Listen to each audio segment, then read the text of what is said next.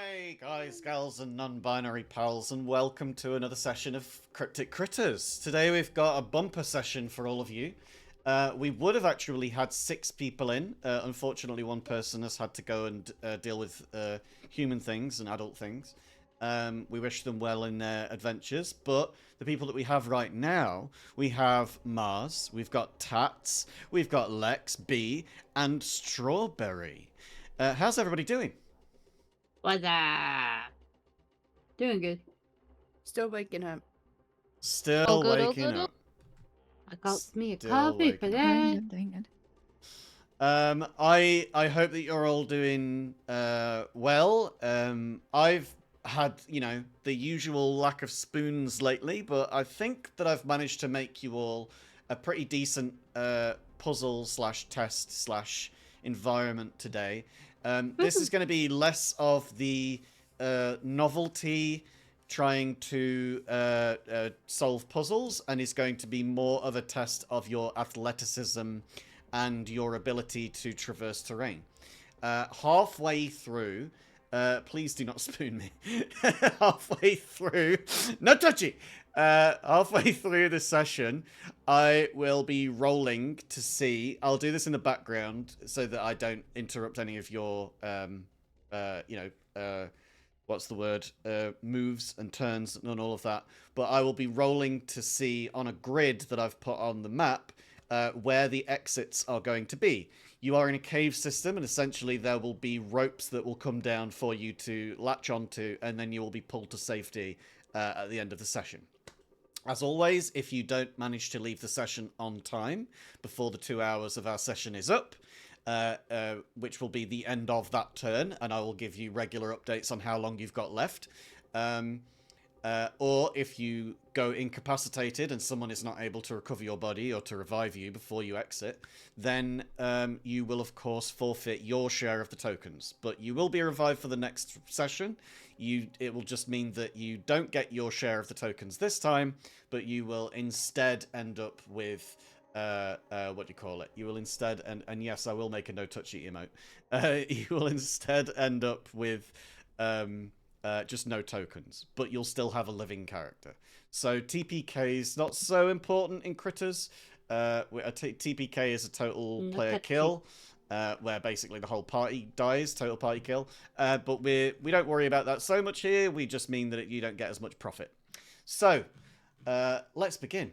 Hello. I'm very excited to introduce a new member of the Critters team. We have a gentleman. I'm sorry. I assume gentleman. I might be wrong. But we do have a lizard folk pirate who is joining us today. Lonar or Lonar or Lunar? How are we pronouncing your name there? It doesn't matter much. My name is flexible for everything. And I'm sure that you're flexible too with your lizardly ways. I'm sorry if that came out a little creepy. I didn't mean it to. So, you're going to be a new person in our group today. The other 4 here are relatively experienced in various ways. Some have been here a couple times, and some have been here more or less. The idea is that you get bonuses for every objective that you complete while you are here. We're in the business of trying to clear out people's old dungeons and dwellings before they get demolished, so that they can get as much of the loot out of there without them having to put themselves at risk. Just you guys. We tend to go in initiative order. That means that basically everybody gets to roll your initiative. We also have a lovely little bonus here, which has been provided by Lucy in the chat, using the chat points. I will remind everybody that it is still against the rules if you're in a session for you to redeem that same thing in channel points, so that we don't game the system. But you'll get a 100 split between everybody, between everyone. So you get initiative order. Now, you can delay your turn if you wish, Lonar, but you are actually first in the turn order. You are dropped in through the hole in the top of this cave. The hole is then quickly sealed shut so that the creatures inside can't make their way out. All 5 of you land sploosh into this very cold, very dank, very still cave water beneath. Now, you are lizard folk, which means that your movement speed is the same in water as it is on land, and your movement speed is 30 feet. Each one of these squares in movement, even diagonal, amounts to 5 feet. So 30 feet is therefore 6 squares. Now, you are a druid, and you are a lizard folk. You may go basically 6 squares in any direction that you want to. You may even split up your movement by going 2 in one and 3 in another and 1 in another, however you want to work it. But essentially, you do that. Moving around corners costs 5 just the same. And you also have 1 action, 1 bonus action, and 1 reaction.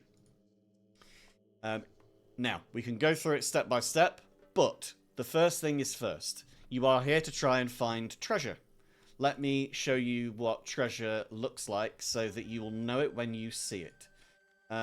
This, which you will see on your screen in front of you, that is what treasure looks like. It's a little coin. It's actually exactly the same coin as I have on my channel points. My channel points are called gold pieces. And this is the little graphic that I made for them. So I've just repurposed it for the games.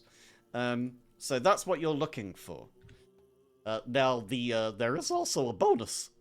They've not told me what cave dwellers you might find down here.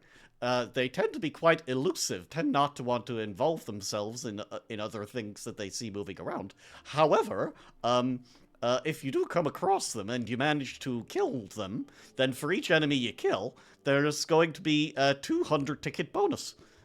If you kill all of them, then you get double your points on every one of them.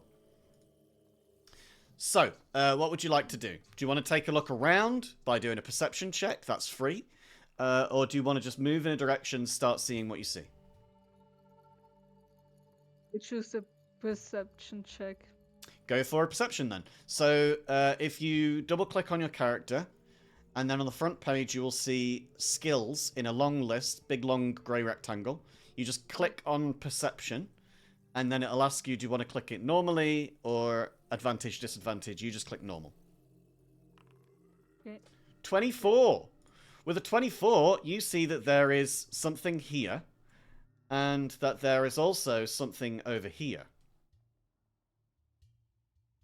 A giant octopus is underwater, in the same pool as the rest of you.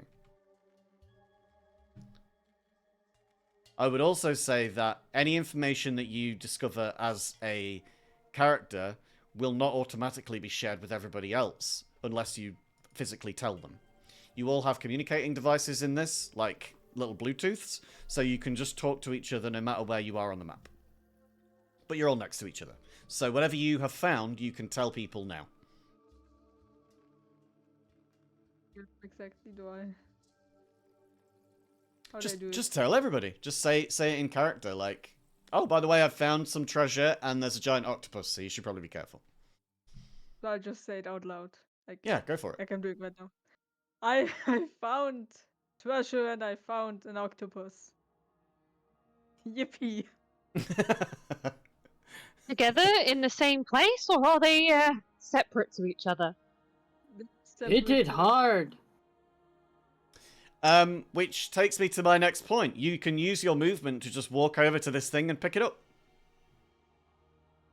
So click on your token and then drag it. Like this? Yep. There you go. You've moved, that's 1, 2, 3, 4, so you've got another 10 feet of movement left. And you have earned the group another 100 tickets worth of bonus. Good job. Which direction you want to go in? So you can only go 10 feet more, which means 2 more squares. So that would be like here, or here, or here. Great. Is there anything else that you want to do in particular? You are in the line of sight of this octopus. You have your action and your bonus action. You could cast a spell on it if you want to. If you want to try and kill the thing. I want to make sure that it doesn't come after me once I hit it. Well, I mean, hope. that is a choice that you make, but you do get an extra 200 tickets, the equivalent of 2 treasures, for killing the thing. So it's up to you whether you want to involve yourself with that, or if you want to just look around for things. I just look around. I'm not Okie dokie. risking my life. Yes. So if you don't want to use the action, then what you can do is, if you're not going to attack, then you can use your action to what we call dash, which gives you the same movement again, so that you basically double your movement for the round. So that would mean that you get to move another 6 squares. Which direction do you think you want to go in? Just north? Yeah, north. Yeah, so go up by 6 squares. If the dragging gets a little bit, if it gets worn on you, then you can use the WASD keys. You know, W, A, S, and D. So you just click on your token and then press W 6 times. Yeah, that simplifies things because it makes it a lot easier for you to understand, you know, what exactly is going on. Yeah. So, we've got that octopus now appearing on the initiative order. Next in the turn order is Blossom. Blossom, our rabbit friend. What's going to happen? I'm gonna scooch over here and I'm gonna take aim at this guy. Nice. I will remind everybody that the water, unless you have a swim speed, the water will count as difficult terrain. So that halves your movement. So you now have another 5 feet of movement left, Blossom. It didn't do that for Lonar because Lonar is a lizard folk and has a swim speed. So you're going to take aim, fire at will. I'm looking how to do it again. Oh, there we go. And a longbow should definitely have range for that because it's 150 feet advantaged. Well, not advantaged, but, you know, flat.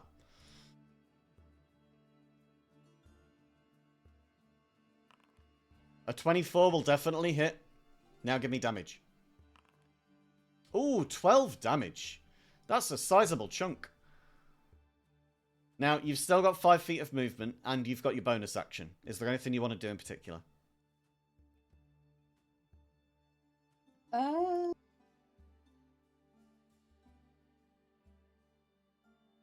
I can Misty Step.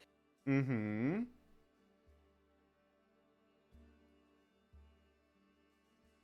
Misty Step will not be affected by difficult terrain, because it's a teleportation. You said difficult terrain is... It halves double, your movement right? speed. So with you having a movement speed of 30, that means that you will only be able to move 15 in the water. You've already moved 10, so you've lost 20 feet of your movement. I'm just gonna stay right here. Just in case it comes at me, and I might be able to lend a help action maybe with that bonus action. You won't be able to with a bonus action, no. Well, poop. It takes your no, action I'm to just- use, but to give the help action. No, I'm just gonna stay here, and then I'm gonna AFK for a moment to take my dog out. Okay then. We do not know such things as dogs in this fantasy realm. Eliora, it's now your turn. What will the lightning sorcerer do in a cave full of water? I wonder. See, she might misty step straight out of the water to begin with. Go for it. Which direction you going in? So my idea, I don't know how well I can ping it, is Just hold the mouse click button and it pings for you. There you go. So that's I will 1, miss 2, the step. 3, 4, 5, 6 will get you to here. I'll cast it. Cool. So- And Here now I you've got your full movement beyond that. Yes. Can I do a quick perception check in this new little area? You may. Yeah. Never mind. Yeah, you're not really sure what there is. You can see that there is a split up north. There's another corner around here. There's a space down here that moves on further down into the tunnel with some water on the left. Ah. And there's further areas to the south. You feel like you're in the center of the cave right now. Okay. You could go in basically any direction. That's nice of me. I will go.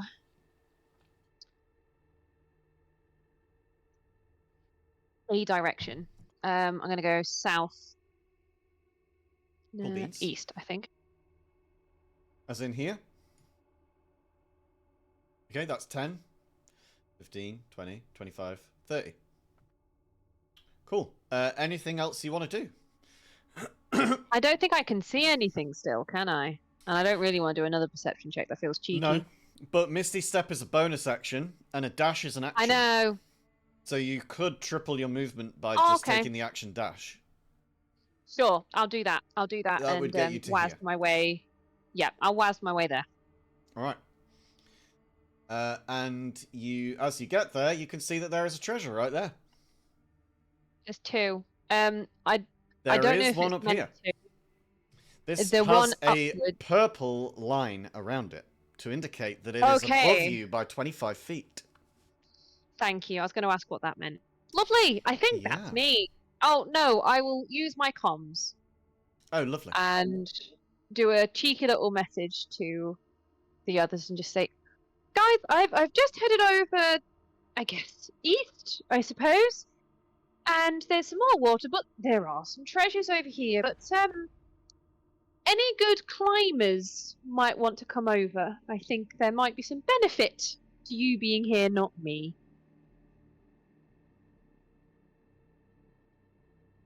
Okie dokie. Next in the turn order, then, is Ronna Valgrim. Ronna, you're in the water. How strong a swimmer is Ronna? Need a boot of speed. Damn, 50 coin. Your movement will be reduced in half to 12.5, which means that you will only be able to move 10 in the water, unless you take a dash. You are part rogue, so you could bonus action dash to give you 20. We're gonna do that, and it's not gonna get us too far, but I think it should get us to here. It will. And you still have your action. Yes, I'd like to do perception. Go for it. Character sheet, please return to me. Perception. Normal. Hey, A 10. There's water. There's cave. water. Uh, Rock. You see that there is a rock just south of you, sort of wedged in high up, about 50 feet up. Bar rock. Looks strange. You're in a very tall cave. Very, very tall cave. Very tall. Like roof height is high, shall we say. I see. Okay. You've still got your action. Yeah. And you can still see the octopus from where you're stood. So there is the possibility of a ranged attack if you wanted to take it. So let me just measure real quick. You have javelin and hand axes, and you could throw both of them. Also, boomerang shield. But I've also got the boomerang shield, which I would like to use. It would be at disadvantage at the range you're at now. Okay. Would anything because you be can at just hit normal? it from where you are, because that is 60 feet. So no matter what, I think everything. The javelin is Except for- disadvantaged, the hand axe is disadvantaged, but the boomerang shield you will get back, win or lose. Yeah. So let's boomerang shield him. Okie dokie. So it's at disadvantage. Attack disadvantage. Ooh. Unfortunately, it just misses. Darn. Octopuses are a little bit more hardy than that. Oh, tricksy, slippery. It's also kind of under the water at this point, so it, Mhm. it's just a good job that you do get your Doggy. thing back, because otherwise you'll have to swim down and collect it. Yay. Okay, so you've used action, bonus action, and movement. That's the end of your turn. Yep. It is now We're here for Durda's now. turn. Durda, you are in this water, in a cave. You know that there is an octopus down here to the southeast, and you know that people have split off in various directions. Which way do you want to go? I will go towards the octopus. Go towards the octopus. Now, you But do how does have the 40 water feet affect of my jumping? movement. Well, you won't be able to jump in the water. You can jump when you get to the land, but you can't jump in the water. You do have, however, 40 feet of movement, which is far in excess of what other people have got. So that means that your difficult terrain movement would be 20. Yeah. So that's about this. I wasn't looking, but I that guess feels I will about right. just Yeah. go into my rage zone. Go into a rage, okay. You've still got your action. Do you want to... Because I think it's a bonus action to go into rage, right? Oh, right, I forgot about that. So you could either dash or attack. Have you got anything that's ranged? You've got a javelin Yeah. and 2 hand axes. They're all ranged. I'm back, just so you know. Welcome back. It's not been your turn yet, so you're all good. Okay.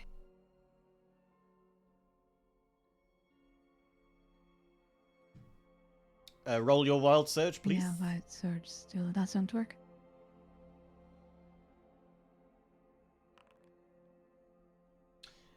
So for the 4... magic infuses one weapon of your choice that you are holding. Until your rage ends, the weapon's damage type changes to force, and it gains the light and thrown properties with a normal range of 20 and a long range of 60. If the weapon leaves your hand, the weapon reappears in your hand at the end of your current turn. So you could turn any of your Also, I weapons can into a use that thrown soul thing. to attack it. Magic infuses one weapon of your choice. Damage changes. It doesn't say anything about it becoming technically a magical type weapon, but we can argue that it would. Which weapon are you wanting to change? Of course, my warhammer. Your I'm just trying to warhammer, find yeah, it cool. because I can't find it. As in it to said use that it, it would should be return under to my hand inventory. if I throw it, right? Yeah. And it's a 20-60 range, so you're only 10 feet away from this thing. Well, 15 feet. So you would be able to hit it from where you are. Just as diagonals on the 2-dimensional plane count as 5 feet, diagonals in the 3-dimensional plane also only count as 5 feet. So if you go diagonally upwards when flying, for instance, or diagonally downwards when swimming, for instance, then it still only counts as 5 feet in every diagonal. So even with this thing being underwater as far as it is, it will still only be the diagonal you see on the map. Yeah, roll me an I should roll attack. normally, right? Just roll, yeah, roll your attack normal. 19 hits, give me damage. 8 damage. And the weapon returns to your hand from out of the water. You've got a slightly damp warhammer. Now, in the turn order, it is now the giant octopus's turn. And the giant octopus... Can I attack it twice or not? Oh, you do have an extra attack, don't you? Yeah, I forgot about that. Because you're a full-fledged, pure-blood barbarian, so you've got an extra attack. Yeah, go for it. Give me another attack. That misses. But you still get your warhammer back. It is now the octopus's turn, however. And the octopus is going to... let me see what I want to do with this thing. I want to know what the benefits of this is.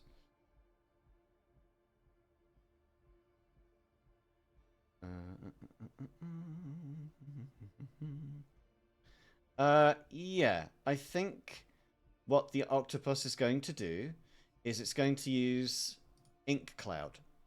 So in a 20-foot cube, there is just a bunch of black ink that appears, and it can use a dash as a bonus. In the water, giant octopuses have got a swim speed of 60, which means that this thing can go 120. And it sees one person in particular that it wants to go after, and that will be Blossom. Because Blossom is still in the water, and it wants to make its way over here. So it's going to go a little bit further so that it can go around Blossom, because octopuses are intelligent, and it wants to fuck you up. However, it's used its action to do its ink blot thing. So it actually can't attack you this turn. It will wait until next. It is now Lonar's turn again. Strawberry. You are in the water. You've still got all of your movement that you can take. You're back to square one. You've got action, bonus action, and movement. You can move 6 squares. Which way do you want to go? If it's okay enough. Yeah, so don't that know would my take you to magic. here. Okay. Then I'm just gonna.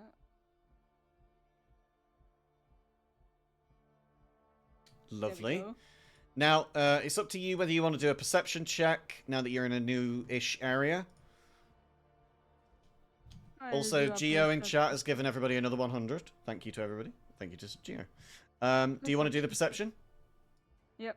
All right. So, So just you click go and again normal. and click it again and click normal. A 24. With a 24 from where you are, let me see. You spot an octopus, a treasure, an octopus, and another treasure. And That's let me just make sure. Yes, that's... Oh. And with a 24, I don't think that you would see that. And I don't think you would see that. Okay. So where you are, you can see that there is an octopus under the water here. There is an octopus under the water over here. There is a treasure here, and there is a treasure here. Now, you could use an action to dash, or you could attack one of these things with a ranged attack, or you could you cast a spell. Your choice. I think I'll choose spell. Spell? Okay. What spell are you going to cast? We've got a bunch of spells that I gave to you on your sheet. You've got your cantrips. Cantrips you can do as, like, they don't cost a spell slot. Spell slots are basically the currency that you use to use your spells. So you've only got 4 first-level spell slots. You've only got 3 second-level spell slots, and you've only got 2 third-level spell slots. So you can use any of the first-level spell slots that you've prepared, like, 4 times, basically. So you could use the same one 4 times if that was what you wanted to do, because it's like currency at the end of the day. It's like gold, silver, and bronze, right? You can only... If you want to cast a spell that costs a bronze, then you could cast it with any 3 of them. So you could cast it with a first, second, or third if it's only a first level spell. But the benefits might be better just to cast it at its own level. So where you are at the moment, you've got Cure Wounds, nobody's hurt.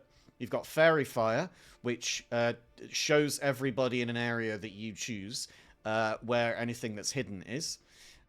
You've got Healing Word, which again, nobody is hurt. You've got Thunder Wave, which is like a... It's like a 15-foot cube of destruction that just, like a concussive blast, basically. Then on your second level, you've got Moonbeam. Moonbeam is a 5-foot cylinder that you can cast up to 120 feet away that just basically blasts the shit out of anything. And it does double damage to a shape changer. You have Pass Without Trace that gives all of the party that you choose within a certain range like a bonus to their stealth. You also have Conjure Animals at 3rd level. Conjure Animals means that you can choose up to a certain level just a group of animals that can spawn in for you and do your bidding. I once had someone spawn in, I think it was 12 geese, and I was like, can we please not fucking do 12 geese, because it's really fucking complicated to keep track of 12 different attacks. Or yeah, in the end they went for 6 cows, which was no better. That was no better. 6 cows is no better than 12 geese. And then finally you have Erupting Earth, which gives you the option to basically shift or mold the earth around you where you can see to fuck people up. And then your cantrips are Frostbite, which gives someone some damage but also disadvantage on their next attack. You've got Gust, which means that you can blow somebody or something in a direction. And you've got Poison Spray, where you can just gack on somebody and they take damage based on the acid that you've just flung at them. So those are your spells. Did any of those stick in your mind as something that you want to do? Then it sounded like fun, but I think I choose Thunder Wave. Thunderwave, cool. So Thunderwave is a 1st level spell. A wave of thunderous force sweeps out from you. Each creature in a 15-foot cube originating from you. So you must be at the center of it, basically. So you've got to stand in the center of where you want this thunder wave to go, and any creatures that are within 15 feet of you will get blasted. Like they're within like stood right next to you because it's a 15-foot cube. So I don't know whether where you're stood is going to do you any good because you've already done your perception check. You know where the enemies are, and they are far away from you at the moment. Maybe the animals wouldn't be so bad. Animals, you could conjure a bunch of animals. Yeah, sure. That is a 3rd level spell. So we would be looking at 1 beast of challenge rating 2 or lower, 2 beasts of challenge rating 1 or lower, 4 of a half, or 8 of a quarter. The beasts at those levels... Let's just see. Beasts at an 1/8. So, no, not an 1/8. So a quarter. 8 beasts. There's a lot of them. Including wolf, velociraptor, elk. Elk would be interesting. Cow, giant frog, giant lizard, riding horse. So you could get 8 of those. I won't read all of them out. At half, you could get 4 apes, or 4 black bears, 4 crocodiles, 4 seahorses, giant seahorses, that is, 4 swarms of a bunch of things. A 1, you could get 2 of these. You could actually get your own giant octopuses. You could get 2 giant octopuses to fight for you. Or there's ice spiders and all of that kind of thing. And then 1, you could get a challenge rating 2. So you get 1 challenge rating 2 beast, and that could be a cave bear, or an allosaurus, which is a kind of dinosaur, or a plesiosaurus. I know that B is getting quite excited by the idea of these. Saber-toothed tiger, maybe. Hunter shark, rhinoceros. Giant elk. We could really fuck up Eliora with a giant elk. I didn't say that. Fine, giant elk aren't actually elk, they're giant deer, but I won't go into that right now. Yeah, well, you know. Which of those takes your fancy? You could go for, like, 2 giant octopuses, for instance, and you could get octopus on octopus action.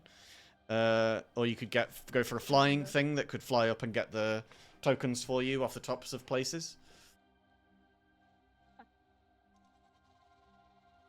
This fight. That sounds like fun. What do you want to do, sorry? Octopus versus octopus. Octopus versus Definitely. octopus. Okay, so we're going to cast this then.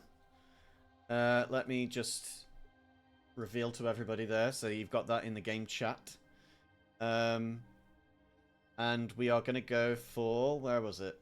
Giant octopus.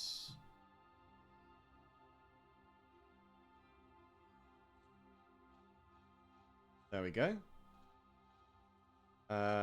And for whatever reason, it's only given you 1 of them, so I'm going to give you a second one. Because I think that's only fair.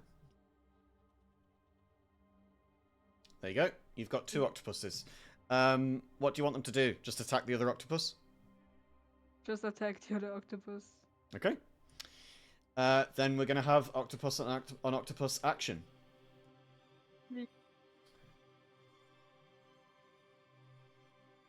Are there creatures in D&D that if they die, they spawn even more smaller creatures? Yes, but those tend not to be beasts. And it's only beasts that you can conjure. So they will both take their turn in the initiative order. They won't be able to attack just yet. But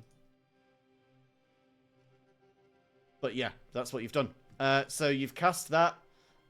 We love that. You've managed to get a fuck ton of everything.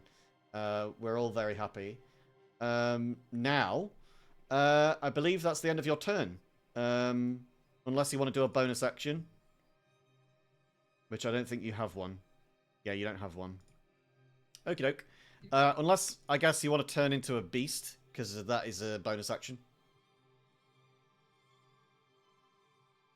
You remember your wild shape? Just stick to being a lizard for now. Stay as you are? Okay, cool. For those who don't know, our friend here, the lizard folk druid, is a pirate lizard who uses a boomerang as a weapon and a mace as a second weapon, and is a circle of the moon druid, which basically makes their wild shape so much more effective. They can go for more powerful creatures, and they don't have to use an action to change form. They can use a bonus action instead, which is incredibly good. So yeah, really, really cool. Next then is Blossom. Blossom, you have got an octopus that's just swam up to you. What do you want to do? I don't like that.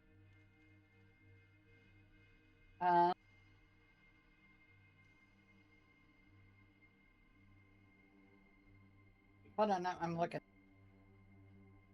All right.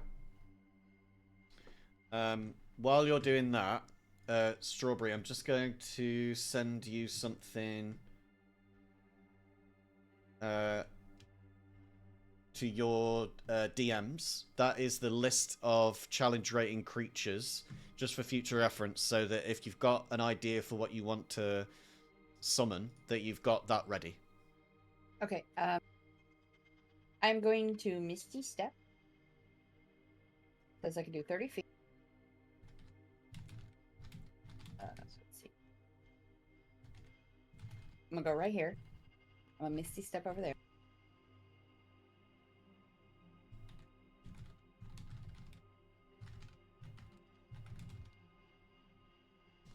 Oh, nice. And then I'm gonna And take aim teleportation and shoot doesn't again. take a what do you call it? An attack of opportunity. Yeah, that's why I did it. Yeah. Good job. And then I'm gonna attack again. Okay. Another ranged attack? Yeah. Nice.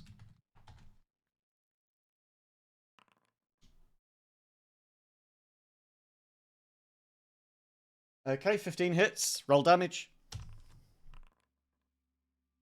That is 11 damage. And this thing is starting to look fucked up. You see that there is starting to look like blood in the water around it. Now you've used your bonus action to move, your action to attack. You've still got movement. What do you want to do? I still have how much movement? Or all of You my have movement. 30.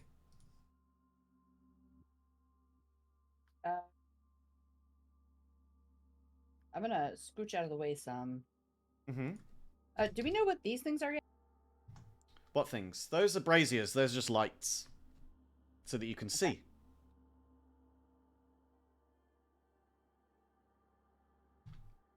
I'm gonna come back here to this corner. Cool, cool. And then now in my turn. Nice. Well, yeah. Okay, cool.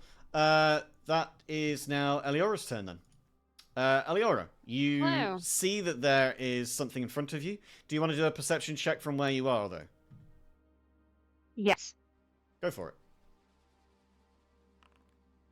With a 17, you can see that there is a treasure just under the water right in front of you. Okay, thank you. Firstly, gonna go and sneakily go and get this one down here. Go for it. That is 20 feet of movement to get to that. And you've collected it. Good job. So I've currently got 10 feet left. Mm-hmm. That'll take me there. It will, unless you want to take an action to dash or teleport into the water and get back out again. I'm gonna dash into the water. Nice.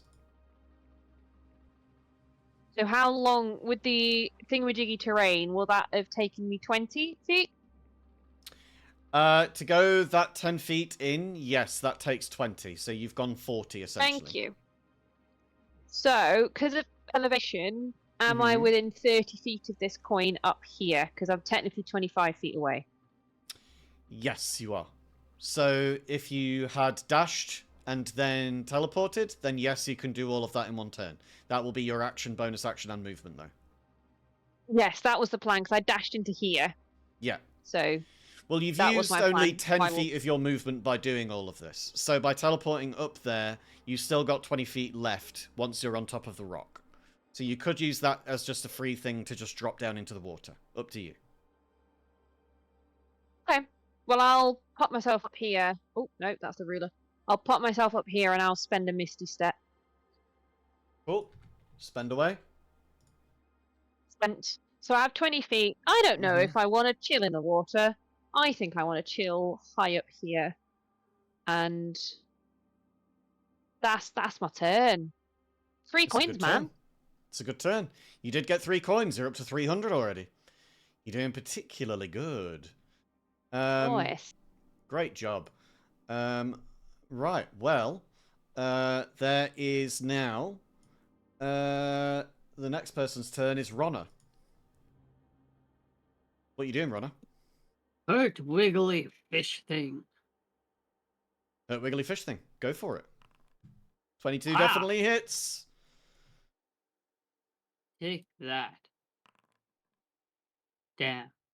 1 damage. I mean, yeah, you just smack into this thing, but it just absorbs Thanks, most of it and bloop, and just sort of takes most of the damage in its weird sort of shape, and it just rebounds off, and you get it back in your hand. Can I do this as a reckless attack? Or is that only melee? Oh no, that's only melee. Never mind. Yeah, it is only melee. Darn. Stupid thing. Alright. So I don't do. And frenzy's only during rage, right? Mm-hmm. You could go into a rage now, though. Could go into a rage. I have hit this guy. Or we could start moving. But this guy's hurting. Alright. We're gonna go into a rage. And we're just gonna, like, chill here wanting to wallop that freaking octopus. Nice. Good job. Then it is now Lonar's octopuses. Now, for the sake of spells, once the spell ends, or once your octopuses get down to 0 HP, Strawberry, they cease to exist. They disappear back into magical dust. They are as sentient as a giant octopus would be in their current form, and they are aware that they're not here forever. But in that sense, while they are here, and although you have to conjure beasts, while they are here, they technically count as fae. So these are like fairy creatures that you, like fairy constructs, basically. Like you've made 2 octopuses out of fairy clay, if you want to think of it that way. But I would say, while they're here, is there anything you want to name them? They're your beasts, after all. One of them is definitely named Lucia, for Nice. sure.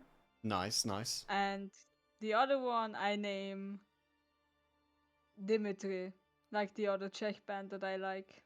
Nice. Well, what do you want them each to do? So they have the ability to hold their breath while out of the water for up to an hour. So although they can only breathe underwater, they can hold their breath and come out of the water for like 600 turns. They also have underwater camouflage so that they can they have advantage on stealth checks while underwater. And they have 2 actions that they can do. One of which is their attack, which is tentacles, which I take personal umbrage against because they are not tentacles, they are arms. And the other one is Ink Cloud, which is the ability that I did earlier, where they can create a 20-foot radius cloud of ink that extends in all directions. Oh, so in fact, that ink should have been a lot bigger than it was, but we won't go back and change it. But yeah, they can do that and they can dash. The attack is what you wanted them to do last turn. Do you still want them to do that? Yes. Cool. Then we're going to have 2 tentacle attacks. The first one rolls a 21, which hits, and the second one rolls a 12, which hits. That is 7 damage and 14 damage. That's some good damage. This, like, physical octopus looks pretty fucked up. Like it's nearing half health. And that is the end of your octopus's turns. Now, it is Durda's turn. Durda, you are on the shore. You see that there is an ink splodge in the water beneath you. But you are also now in a different spot. Would you care to do a perception check from where you are? Sure. And there's Ken in the chat giving everybody another 100. Thank you, Ken. Hope you're doing okay, Ken, as well. That is a 13 perception. With a 13 perception, I would say that you will be able to not only spot that there is a coin up here, 50 feet on top of this rock, but there is also another one hidden down here, under the water, past the ink. Which, as I've said, What I've did just you say reread, the and it's purple 20 zone does foot again? So, say again, sorry? This one. The So- purple zoning. So it's the purple zoning is basically it's to indicate that the rock is higher up than ground level. So this is wedged in the chasm, basically. So it's like way, way, way high up. You could go underneath it if you wanted, and go through that entrance, but it's like a Aaron Ralston situation. You know, 127 hours. If it falls onto you, you might lose your arm. You know, that kind of a deal. I actually read that guy's book. It's a very good book. Okay, so first I'm gonna make a long jump and jump over this part. To what part? Like to the shore part? This is kind of like a sheer wall where you're aiming here. This bit has got like an outcropping, but it's further away. So you could do a long jump into the water and then take the rest of your movement to get to the shore. But where you are now is not exactly it's not a place that you could, you know, unless you want to do a climb check. I guess I'm gonna do a climb check then. Okie dokie. So that's just athletics 12. See if you can hang on to that wall when you land there. You exactly get a 12. Good job. So you land there. Also, athletics checks because you're raging, you should get advantage on that. So just roll that a second time flat, and we'll just see if you do Alright, I forgot particularly that. better.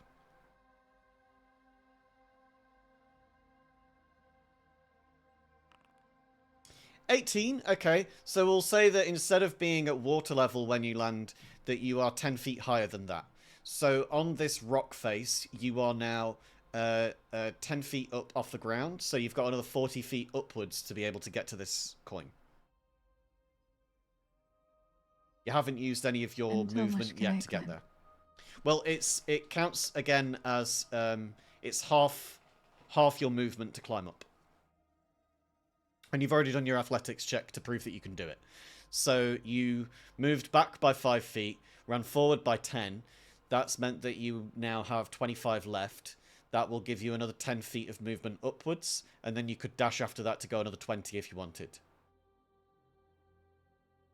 So you'll go up, yeah, you'll be sure, I'm 10 gonna do feet that. below it. So you'll be 10 feet below the rock if you take an action dash. Yep, that's. Yeah, Or okay. should I stay? It's or I'm fine. not sure? It's fine. I'll just I'll put on here 10 feet down. I don't know if you can see that all the way. No, you can't. Yeah, Okay. that's. Here, let me see if I can move it. There you go. Alright, so down by 10 feet from the coin, but you'll be able to deal with that on the next turn. And you've seen where the other coin is as well. So that is the end of your turn. You are the end of the initiative order. I pre-rolled for everybody when we started.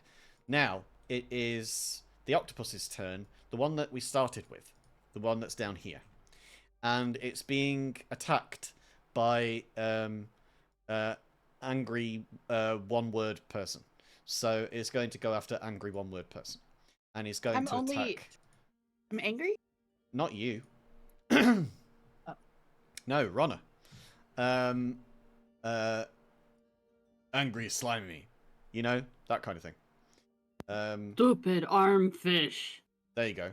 So is going to attack and gets a nat 20 with its tentacle attack, Ah, arm fish. which causes 18 damage, but thankfully, because you went into a rage at the end of your last turn, that is Rage. halved down to 9. Without that, you would have taken the full 18 damage. It is now the end of the octopus's turn. So we now move on to the next octopus, which has been spotted. This little guy, who is going to attack... I don't know which of these is which, but I guess he's going to attack Lucia. See if he can do some damage to Lucia. And gets a 15, which does hit. Rolls damage, that's 15 damage against Lucia. We're going to go for the one on the left there. That is the end of the wild octopus's turns. This one has been spotted, but has not been approached yet. So, let's see. Which one are we? Yeah, that one's there. So you can see that now on the initiative order. And are there any others? Not that I can tell. Alright, Lonar, it's now your turn. Now you can see that there is a coin over here. You could ask one of your octopuses to grab it for you. They would need to move away from the current octopus, though. And that would give the current octopus an attack of opportunity as they are moving away voluntarily. They would also have to wait until it was their turn to do so. I let them attack because I let both attack the octopus. Just so- keep attacking? Alright, cool. Yeah. Well then, in I that play case, safe. you've got... well, they'll be waiting until their turn, but their turn will come before that other wild octopus is anyway. So that's cool. Now, you do know that there is a treasure north of you in this water, and you could take an action dash to just beam your way over there and grab it if you wanted. Where you are at the wanna try moment, it. it is 60 feet away from you, so you would be able to do it with one dash. Oh, awesome! I will do You that. want to do that? Yep. Right. So we come over here. There you go. That's your dash. You've leapt into the water, swam your way through. Your lizard tail is just, moving with the water and waves and everything, and you're able to get there with no problem whatsoever. You're aware that there is an octopus to your left. Now that you are in a new area, would you care to do a perception check? Yeah, I do a perception check, just Go like for it. usual, Yeah. normal. 15, you can tell that there is a treasure over here, and there is a treasure over here. Those are both openly visible. There is nothing else here that you can tell is in the area. Okay, good. Why is there a big green line down here? Who's been drawing big green lines? Aldrin, Oh, are you damn. drawing big green lines? I haven't done anything. It might have been me accidentally. Oh, okay. Well, then we've got an enormous tick over here on the side. Here, let me just show it to you. Yeah, I can't see it from my This size of actual thing. size, it's there. This size of thing was over on the other side of the map. I was like, who the I fuck is just drawing on fucking- the map? I don't know. I'm not in pencil mode. Okay. I saw the check mark and I just read the words Yeah, violence. what the fuck is that? Yeah, okay. Alright, so that's the end of Lonar's turn then. Unless you want to use your bonus action for anything, that's the end of your go. I'm good. Cool. Your bonus action, you can do basically... So how most people have unarmed strikes is like if you attack with your sword, then you can do a bonus action punch. So like you slash someone and then just give them a punch, right? What you have, because you're a lizard folk, you actually have a bite. So your bite does more damage than an unarmed attack that other people would do. And you can use it as what's called hungry jaws. Your bite, it takes your action to do, not a bonus action. But if you do it, then you can use your bonus action to do hungry jaws, which basically means that if it hits, then you do the normal damage, but you also gain temporary HP. And you can use it 3 times every time you take a long rest, so it's like 3 times a day. That you could just bite somebody and get some temporary health out of it. Which is pretty cool, really. And temporary HP goes on top of your normal HP bar. So that little blue box on your character sheet, next to the green box that says hit points, that blue number, that's what your temp HP is. So if at any point you went to bite someone, or something, like an octopus, then you might be able to get yourself some temporary HP out of it. You can see why a lizard folk pirate would be perfect, because not only can you swim really well, but you also just steal health off people, and you know you've got this incredible ability to do it whenever you want, which is very, very good. Next is Blossom's turn. Yeah. I am gonna take aim at this octopus again. Do it.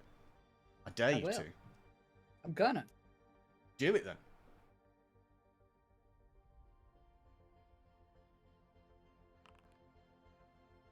$26 will definitely hit. Give me damage. 6 damage. Alright, it's starting to look near death. It's death's stoop, not death's door. So that's your action. You have bonus action and movement. What do you want to do? I'm gonna scoot over this way. Cool, cool, cool.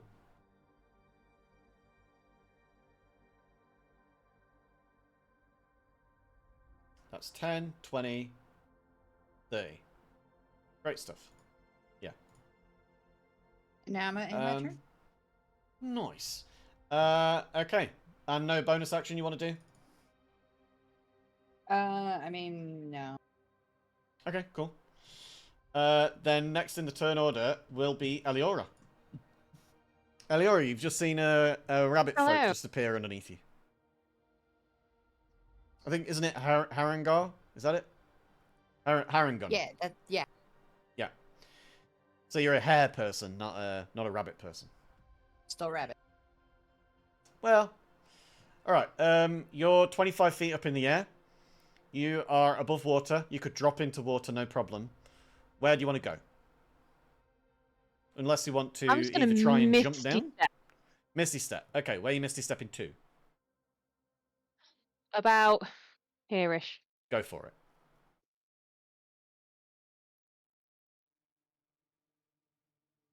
So I guess depending on what 30 feet is, that way. Yeah, that's 30 feet. That's like, well, you're 25 feet up, so it'll be 25 feet. Yeah, basically. fair enough. Whoops. And as you get there, you see that there is a treasure at the end of the corridor. And you can get there I in will one whack turn. my way across. Lovely. You've now made I'm up to assuming 400 nothing tokens around now, me. then. No, that is definitely the end of a cavern. Also, as we have And- gotten to the point where we have 1 hour left in the session, I will reveal to you the exits start to appear. There are 3 points on the map. You may see them, you may not. It is really your character's line of sight and whatever communication that you make between each other. So, Eliora, you have used your bonus action, you have used your movement, you still have an action. Is there anything you want to do in particular? Honestly, just going to shout at, well, actually, no, communicate. Sorry, I forget about the communicators, but to Blossom and just go, Blossom, I think a door may have appeared behind you. I think. They're like- With they're a like large ropes. sign, it looks like a door. Yeah, they're like ropes that fell from the ceiling holes, basically. Like holes in the cavern that you couldn't see, you couldn't make out initially because it's so high up and so dark up there that the braziers don't really like that part of the ceiling. But now that you can see these ropes coming out of the holes, it's like blindingly obvious where they were. So now you see these ropes tumble to the ground, and there are enough ropes per exit for all of you to fit through a single exit if you wanted to. So it really comes down to which one you want to choose to go to. So I'm are gonna you just- saying that it's one exit per person, like it's Nope. That's Oh, exactly the you opposite can of what I've just said. Yeah. Everybody can go through the same exit together if you want to. Okay, right. Thank you. But do we Alright. want to leave? You've got an hour left in the session, so. Don't And right now, Blossom. so far, between the players collecting tokens, you have made 600 between 5 of you. You get an extra 100 each for escaping, so you would get like 110. No, 210 for your current run, if you left at this point. Add to that the 300, you'll get an extra 60 on top of that. Those were from chat. So chat has actually provided 1/3 of the tickets that you have, got as a group so far. Just to put that in context. The real lion's share here is about kill, kill, kill. Find the octopuses, kill the octopuses. That gets you more tokens than the I'm treasures. trying, okay, man? I just gotta hit it again. Yeah. So the number of treasures on the map amounts to, hang on, 1, 2, 3, 4, 5, 6, 7, 8, 9, and then you've already collected 6, so 15 total. The number of octopuses on the map total 6. If you killed all of the octopuses, then you get a total of 2,400 tickets between all of you. If you collect all of the treasures, you only get 1,500. So this is the balance that you must strike. As with every Critters session, I put towards you an impossible task. You can either take part of it and make it possible, or you can split between a few things and make it doable, or you can try and do everything all at once and fail in your doing so. It's really your choice, and how you communicate and how you effectively use your abilities, spells, everything like that. There's no pressure. You do you. Do whatever you want to do. If you want to go at it solo, then absolutely go for it. But if you also want to find all of the creatures, kill all of the creatures, then you will do a great job in reaping the rewards. I promise you will. So, Eliora, you have still got the action. What do you want to do with your action? Yeah. I'll just dash, so I'm not stuck in this hole. Nice.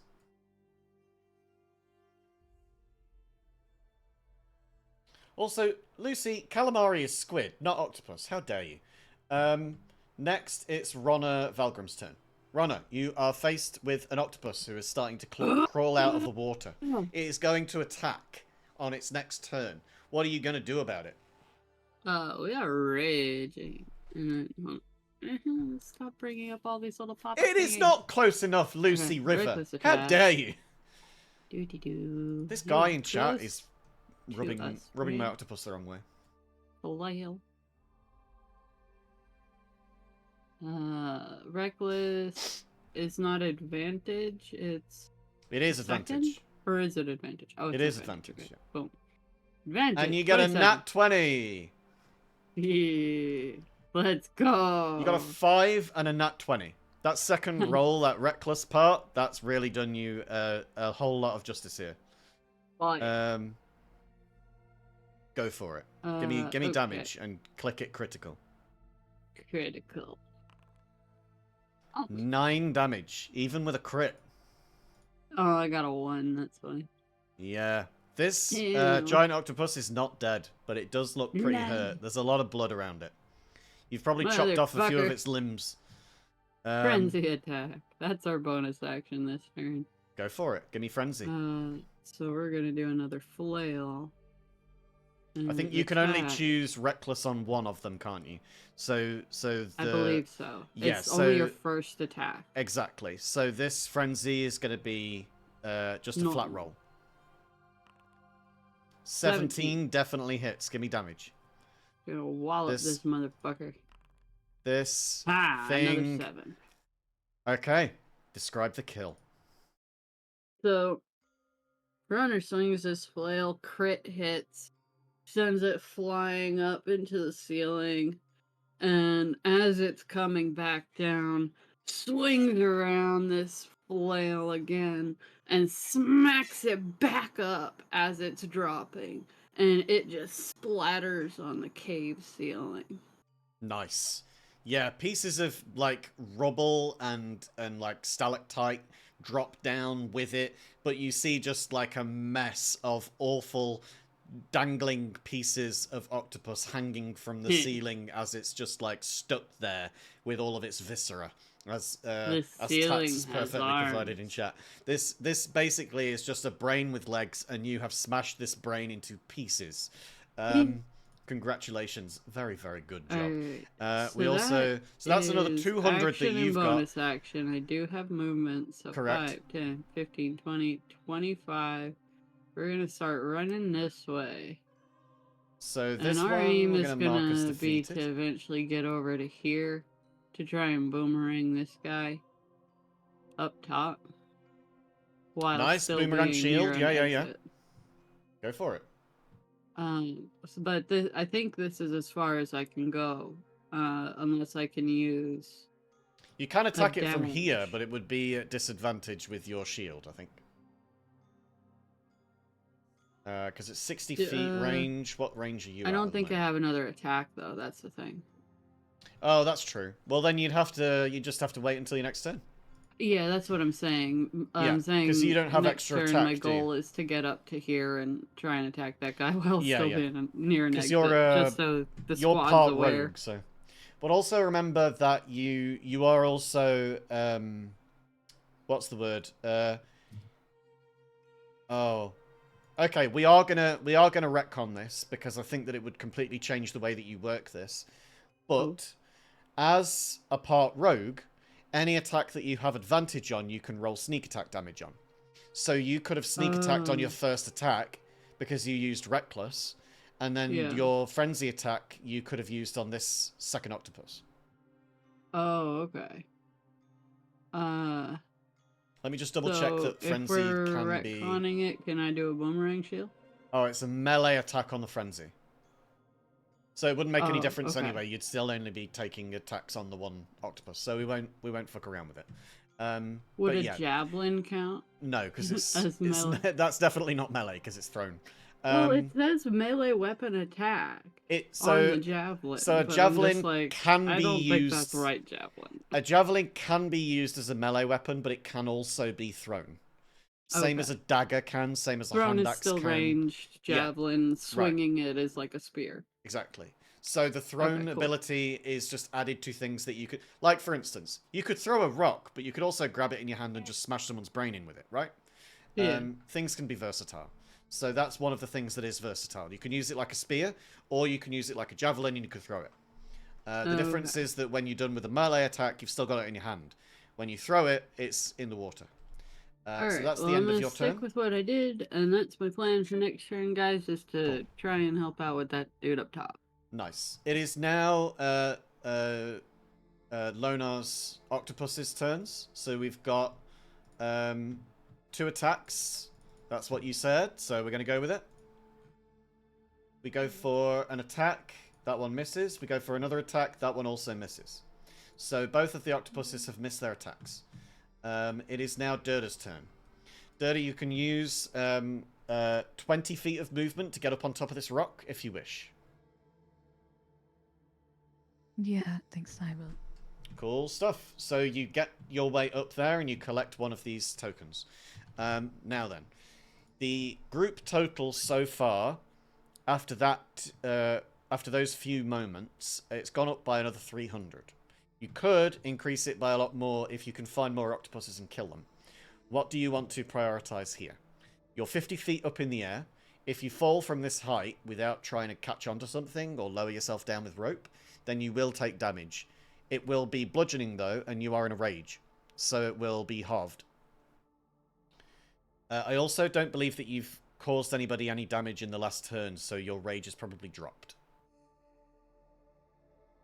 Yeah, I think so too. So you would need to cast rage again. Yeah. Okay, so firstly, I think Durder is just really angry from not getting to do anything, even the one octopus that she found just decided to run away. Mm-hmm. So she is attempting to do a war cry, like an intimidation kind, to try and drawing the octopuses instead of finding them herself. Nice. Okay, go for it. Give me an intimidation roll. 17. I think a 17 in a cave area is probably going to do it. In fact, I'll give you advantage on it because you're high up on top of a rock. This is going to give you some real acoustics. So give me a second roll, see if you get higher than a 17. A 14. You still managed to do it pretty well. I won't say that you're going to get all of them. With a 20, you would have gotten them all. But what you do get is you get 2 of the octopuses come out of hiding. One of whom is right near to Blossom and Eliora, and another one which is quite far south. Can Runner give an assist with a big, great rage scream? Yeah, but you would have to do that on your turn. Okay. Because we've already moved past that point. But you've only used 20 feet of movement to get up to where you are. You've got another 20 feet of movement, but you are 50 feet up in the air. So you could drop down into the water, no problem. You won't take any damage by doing that, and it'll only take like 5 feet of your movement to move across. What do you want to do?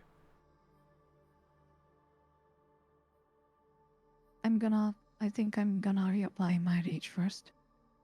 Okay, cool.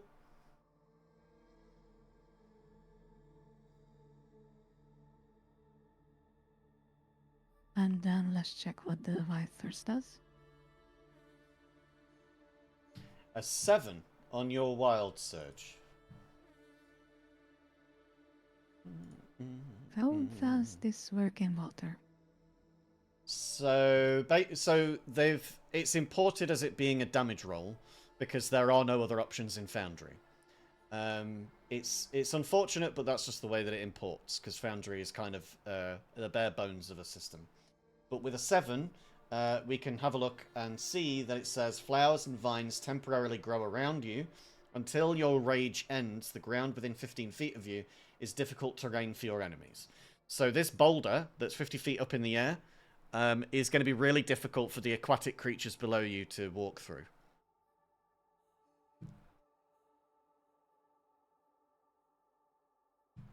Is basically how I that think works. I'm gonna try and make my way towards the coin and the octopuses are. So, yeah, if you just take 5 feet of movement, we'll say, then you can drop yourself down off the ledge, and you're now in the water underneath it. So you have now How far got... would I be able to jump? You've now from got this? 15 feet of movement. Well, if you did do the long jump, then you would be moving 15 feet out from the edge, but you would use all of your movement to go back and then run up. Because that would be 5 feet back and then 15 feet forwards. Oh, so this part is not in the rock.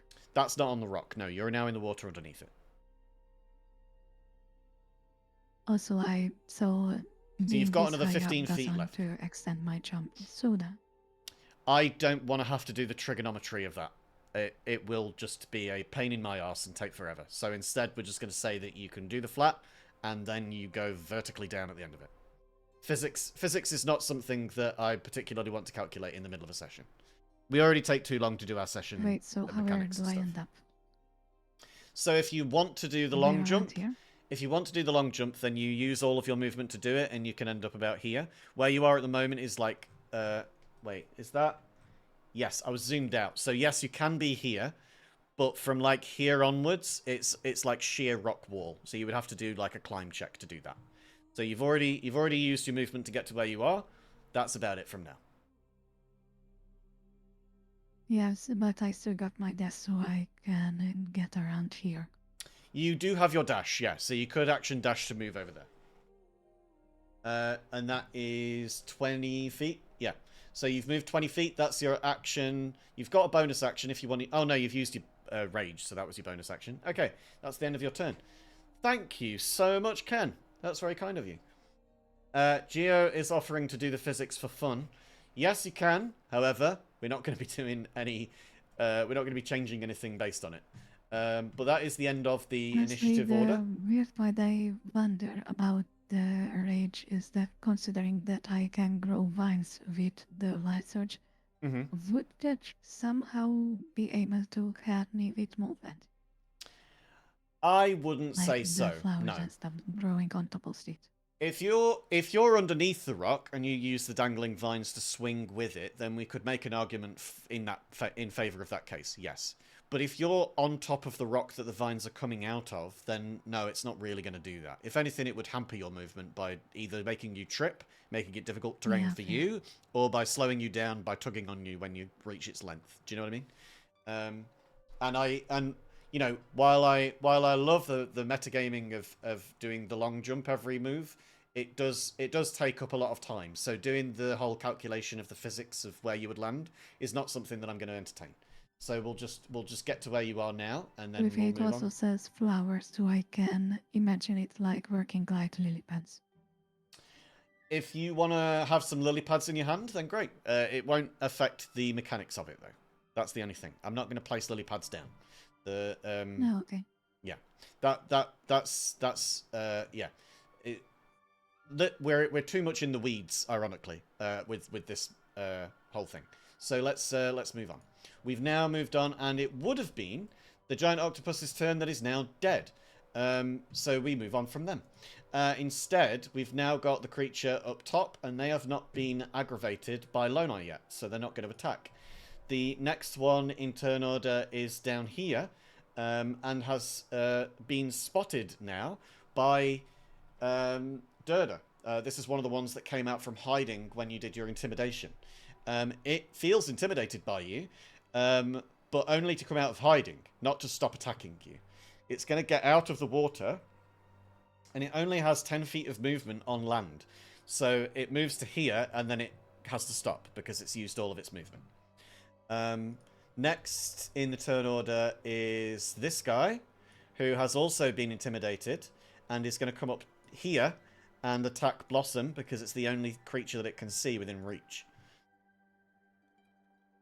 It is going to attack for 23 to hit, which definitely hits, and is going to give Blossom 8 damage.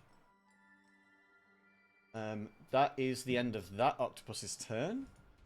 And it is now this guy, who is going to attack Lucia again. One on the left. Left for Lucia. And gets a nat 20. Holy frick. Okay, that is 20 damage to Lucia. I'm so sorry, Strawberry. Lucia is looking worse for wear, but still has their legs on them. Not dead yet. We still have one octopus yet to be found in the wild part of this area. However, it is now Lonar's turn. Lonar, we've got about 40 minutes left of the session, which gives you multiple turns. But you can see that there is an exit right next to you, and right next to that exit is an octopus. It's up to you whether you want to start engaging with that octopus and try to kill it, or if you want to cast spells from a distance, or just focus on tokens. It's up to you. What do you want to do? Cast spells from a distance. Cool beans. Well, the spells that you can cast, you've got Frostbite or Poison Spray would cause some damage. You've also got some healing spells. You've got Thunderwave, but that's from you, surrounding you, so that's not going to help unless you go right next to it. You do have Moonbeam, can cause damage. And then you've also got Erupting Earth. Now, your Conjure Animals is a spell of concentration. You can only concentrate on one spell at a time. So if you do cast another spell of concentration, then that means that you have to drop concentration on whatever else you are concentrating on. So your octopuses would disappear because they are concentrated. Casting Moonbeam. Casting Moonbeam is concentration. So your 2 octopuses will disappear, and you will cast a new concentration thing. Because Moonbeam doesn't just last for one turn. You cast it, and then the beam continues, and every turn thereafter you can move the beam so that you can cause more damage to something afterwards. Poison Spray is also? Or Poison not? Spray is not concentration because it's only a cantrip. Okay, I'll choose Poison Spray then. Cool. So you do that. It's a 10-foot range, so you need to get a little bit closer. So 10 Okay. feet is 2 squares. So if you made it to here, then you would be 10 feet away and you could do it at a range. We just do that like this. Yeah, so it would be this square. This here? Yes, that's the Like one. this? Okay. So you are here. We're going to cast poison spray. I'm going to pop it into the chat. Reveal to everybody. There you go. The octopus now has to make a constitution saving throw, which it succeeds only just on a 14. I'll reveal that to everybody as well. You now roll damage. Damage. So this. Wait, you extend your hand toward a creature you can see within range and protect a puff of noxious gas from your palm. The creature must succeed or take damage. So if it succeeds, unfortunately, it does not take damage. So it's not taking any damage from that. You tried, and you were very nearly successful. But that is your action. You've now got bonus action. Do you want to turn into a creature, maybe? Creature time. If you turn into an animal with your wild shape, then you can continue concentrating on the octopuses and keep giving them orders every turn. So they will keep attacking for you because a concentration spell continues and lingers in your mind and from your power even when you turn into a creature. You just can't cast more spells from wild shape once you've already turned. Not until a higher level of druid. So where you are at the moment, you could turn into a CR2 beast, which means that you could turn into a cave bear or a constrictor snake or an allosaurus or a giant elk or a swarm of poisonous snakes or... Well, you couldn't really be a swarm, I guess. No, you could be a swarm, actually. Yeah, you could. You could be a giant white moray eel, an aurochs, an enormous tentacle. You know, there's kind of things that you could turn into. You need to have only seen them before. I think in the water, maybe a hunter shark. Be fun. A shark. You want to be a shark? Yeah. Shark. Okay. So you turn into a hunter shark. This is you. So you appear... I'm going to just move your token back. There you go.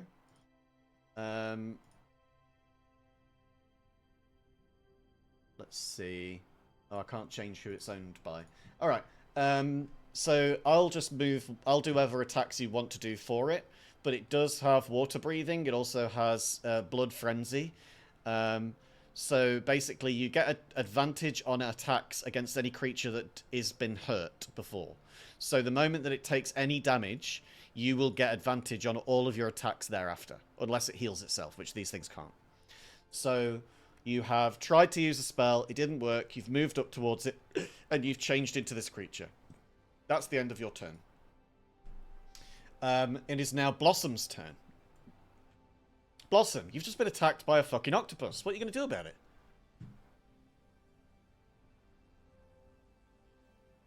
2 seconds, please. Sure. Yeah, Lex, I don't know why yours doesn't have a full description. I mean, the only way I can change... Let me see if I can change it while we've got this... Oh, we're waiting for Ash to come back.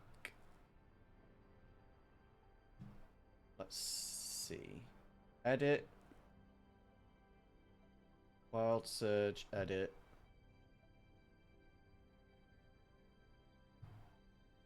Copy, paste.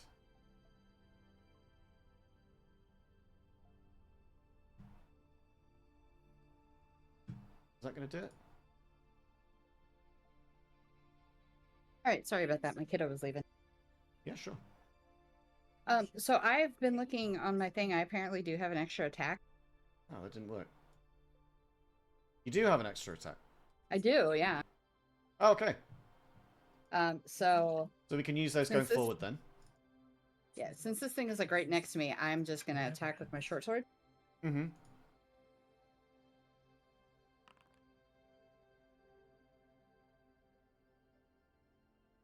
Why won't this do it? 1 second. Short Yep. sword, that definitely hits. Roll damage.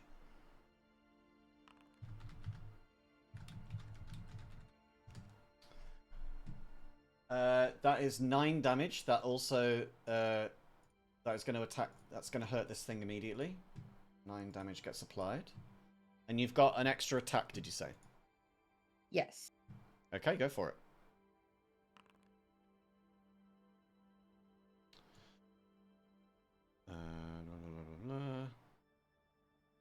Right, I'm just going to copy that. 17 also hits. These things have got an AC of 11, if you hadn't figured out so far. Right. Okay, let's see if that works. Put that into chat. Reveal to everybody. Can you see that now? In chat. Durda.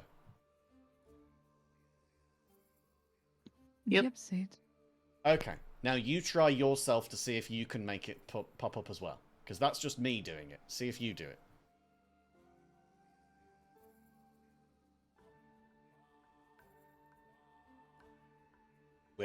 We're fixing this on the fly. Has that not worked for you?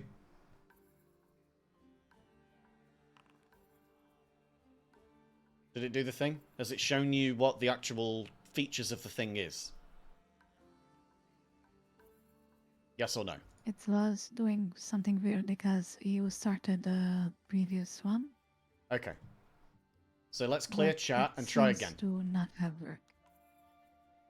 Try again now, one more time. So no, it's still showing as blank. What are you actually clicking on in your character profile? Because I'm clicking on it in the feature pane at the top. Are you clicking on something else? I got it saved in the favorites. Right. It might be that the favorites is fucked. Not also in the Try features your- it's shown as the regular. Yeah, try features. Try it from features instead of from your favorites.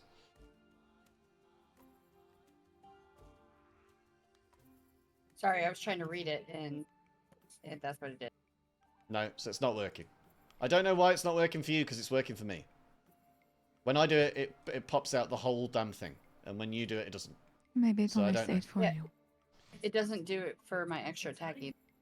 Yeah, I don't know why. This is just a Foundry thing. I can't fix it. We'll just have to deal without it, unfortunately. Okay, so you've done 2 attacks. We took the damage for one of them. Have you done the damage for the second one? Yeah, but you cleared it. It was 7. 7 damage. Okay, let me take it off then. I'll just do it manually. Like we used to. Okay, so it's not looking particularly healthy, but it's also not, you know, at half health. It's up to you what you want to do now. Well, I was trying to click that extra attack to see if that was like a bonus action. 'Cause No, it it's does 2 on rearrange the your same features. action. It's 2 in the same action. Okay, then I'm going to take my bonus action of a rabbit hop. Oh, okay. That allows me to jump back 15 feet without provoking opportunity attack. That's beautiful. So I'm going right there. Mm-hmm. I'm gonna move then- this out of the way so that you can still walk on that area. But yeah, it's basically there. All right, so And you've then now got I'm your gonna- movement as well. I'm just going right there. Mm-hmm. All right, cool. And then I'm in my turn. Nice. Now it's Eliora's turn. Eliora, you see that the way is blocked by a giant octopus. Hello. What do you want to do about it? See, I really want to use the lightning to my advantage, Mm-hmm. but I have a feeling I don't. Basically, my big lightning spells that mean I don't have to touch an octopus Mm-hmm. might, unfortunately, get in the way of my friends, or my friends are in the way of my spell. Okay. Can I mention So I'm trying to make that? sure I don't hit them. Can I mention that none of your party are in the pool of water directly in front of you? Yeah, no, I get that. It's the the lightning bolt is a 100 feet line. Line, So yeah. The water. Well, so yeah, so it gets you've into got- lots of water. You have 2 people here. You could split the difference in between them, and it would not hit. It wouldn't hit them. Yeah, it's So more from of if here, this it would line. go here, right? Yeah, I'm not so bothered about it like hitting. I'm trying not to. I don't know. I can't see where like Lonar and Durda are. So hopefully, what I'm about to do doesn't hit them. I'm gonna Lonar do it, is why not? very far north, and Durda is even further south. Completely out Well, of what order. I'm about to do is potentially selfish, but also I absolutely hate mollusks. So this is my weird vengeance. So I'm gonna drop down by 5 feet, Mm-hmm. and then cast lightning bolt. Yeah. So the aim is to be like straight in front of me, Right. straight out from there. Let me So just this see is a how third far away level these spell. are. Yeah, you wouldn't be able to hit the second octopus with the same bolt. So you would. Oh yeah, you- I was not expecting it to do that. Yeah. Yeah. I was more just making sure I wasn't gonna hit. Oh, I get to literally draw where it is. That's really Yeah. handy. Yeah, Here we and go. you use your So I scroll guess- wheel to change its rotation. Thank you very much. Yeah, so I'm not sure I'm meant to be able to, because I think my screen has just changed. But I can now see where Lonar is. But that it would technically change my plan. But I don't feel like I should technically know where this is going. So I'm gonna do it straight out in front of me as planned. There's a spell. Yeah. So so a stroke of lightning forming a 100-foot line and 5 feet wide from you. Each creature within that line must make a dexterity saving throw. And I think I got a DC of 13. You Ooh, do, that was, and the octopus failed. Lovely. So a creature takes 8d6 lightning damage. Go for it.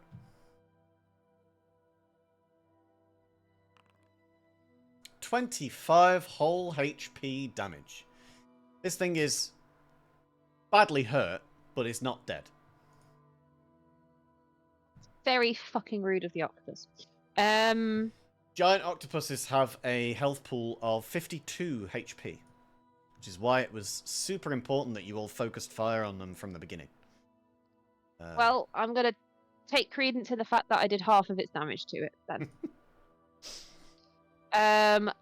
I've got a bonus action in movement. I have to where- say that I adore how scatterbrained everybody in the critters is. Every single game that we have, every session, you've not disappointed in making me just feel better about the fact that I'm fucking ADHD, and all of you are as well. Because, swear to God, every single fucking time that we play critters, you're always like, ooh, shiny, and go after the shiny, and don't think about, shall we strategize first? Shall we talk about shit? Should we communicate with each other? Should we plan out our moves? It's always just, I'm going to metagame the shit out of getting that shiny thing, or I'm going to metagame the shit out of killing that thing, and nobody is ever coordinated with each other. I think it's fantastic, and it's very funny. All I gotta say is, if you singed my poor little rabbit tail.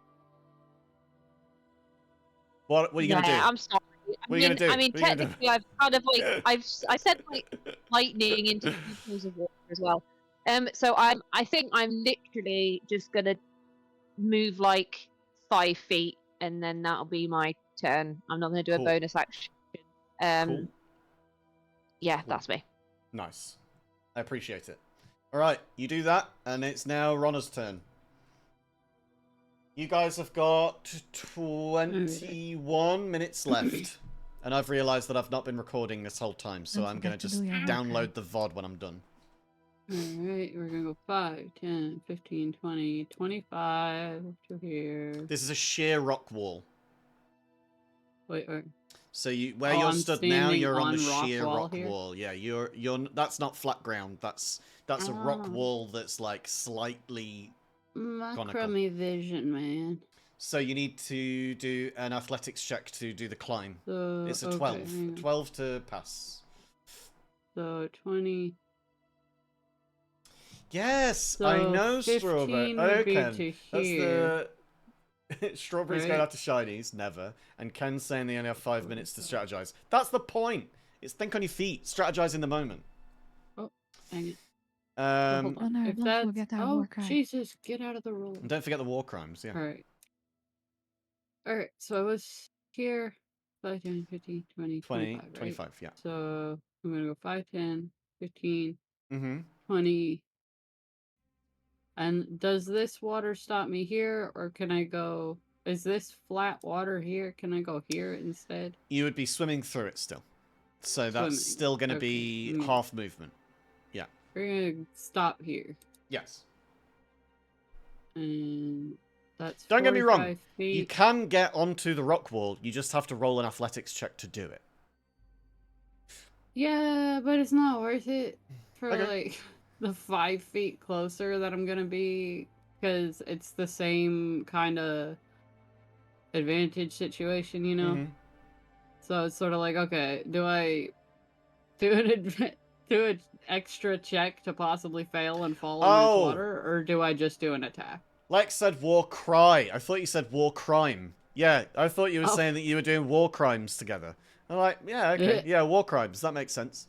But it's Alright. actually war cry. So if you want to, you can do that intimidation check now. See if you can get the last of the octopuses out of hiding.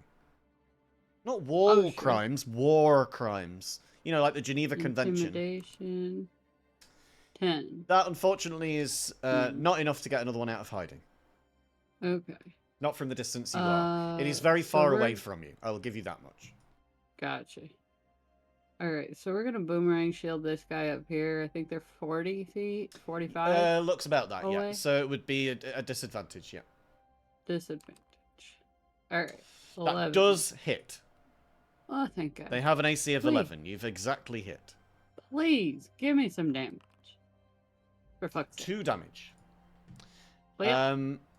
You, I mean, that's some damage. you would be surprised, however, to hear that because you have caused it a bit of damage, that means that on Lonar's turn as the Hunter Shark, they will get advantage on all of their attacks. Yeah, let's go. So you've just helped Strawberry out enormously. Awesome. And speaking of Strawberry, it is now Strawberry's Okay. octopus's turns to attack. I believe that was the end of your turn, unless you have something else you want to do. I wanted to see. So I used movement, I used action. Mm-hmm. Is there... Could I... Because I'm still in a rage. Mm-hmm. Could I use... like, a running attack at this guy with a dash? There is technically a barbarian ability that allows you to do that as part of it. It's called Pounce. But you don't have that ability. Correct. So this would just be hinging on the idea of whether Jackal is cool or not. Yeah. Okay. I tell you what.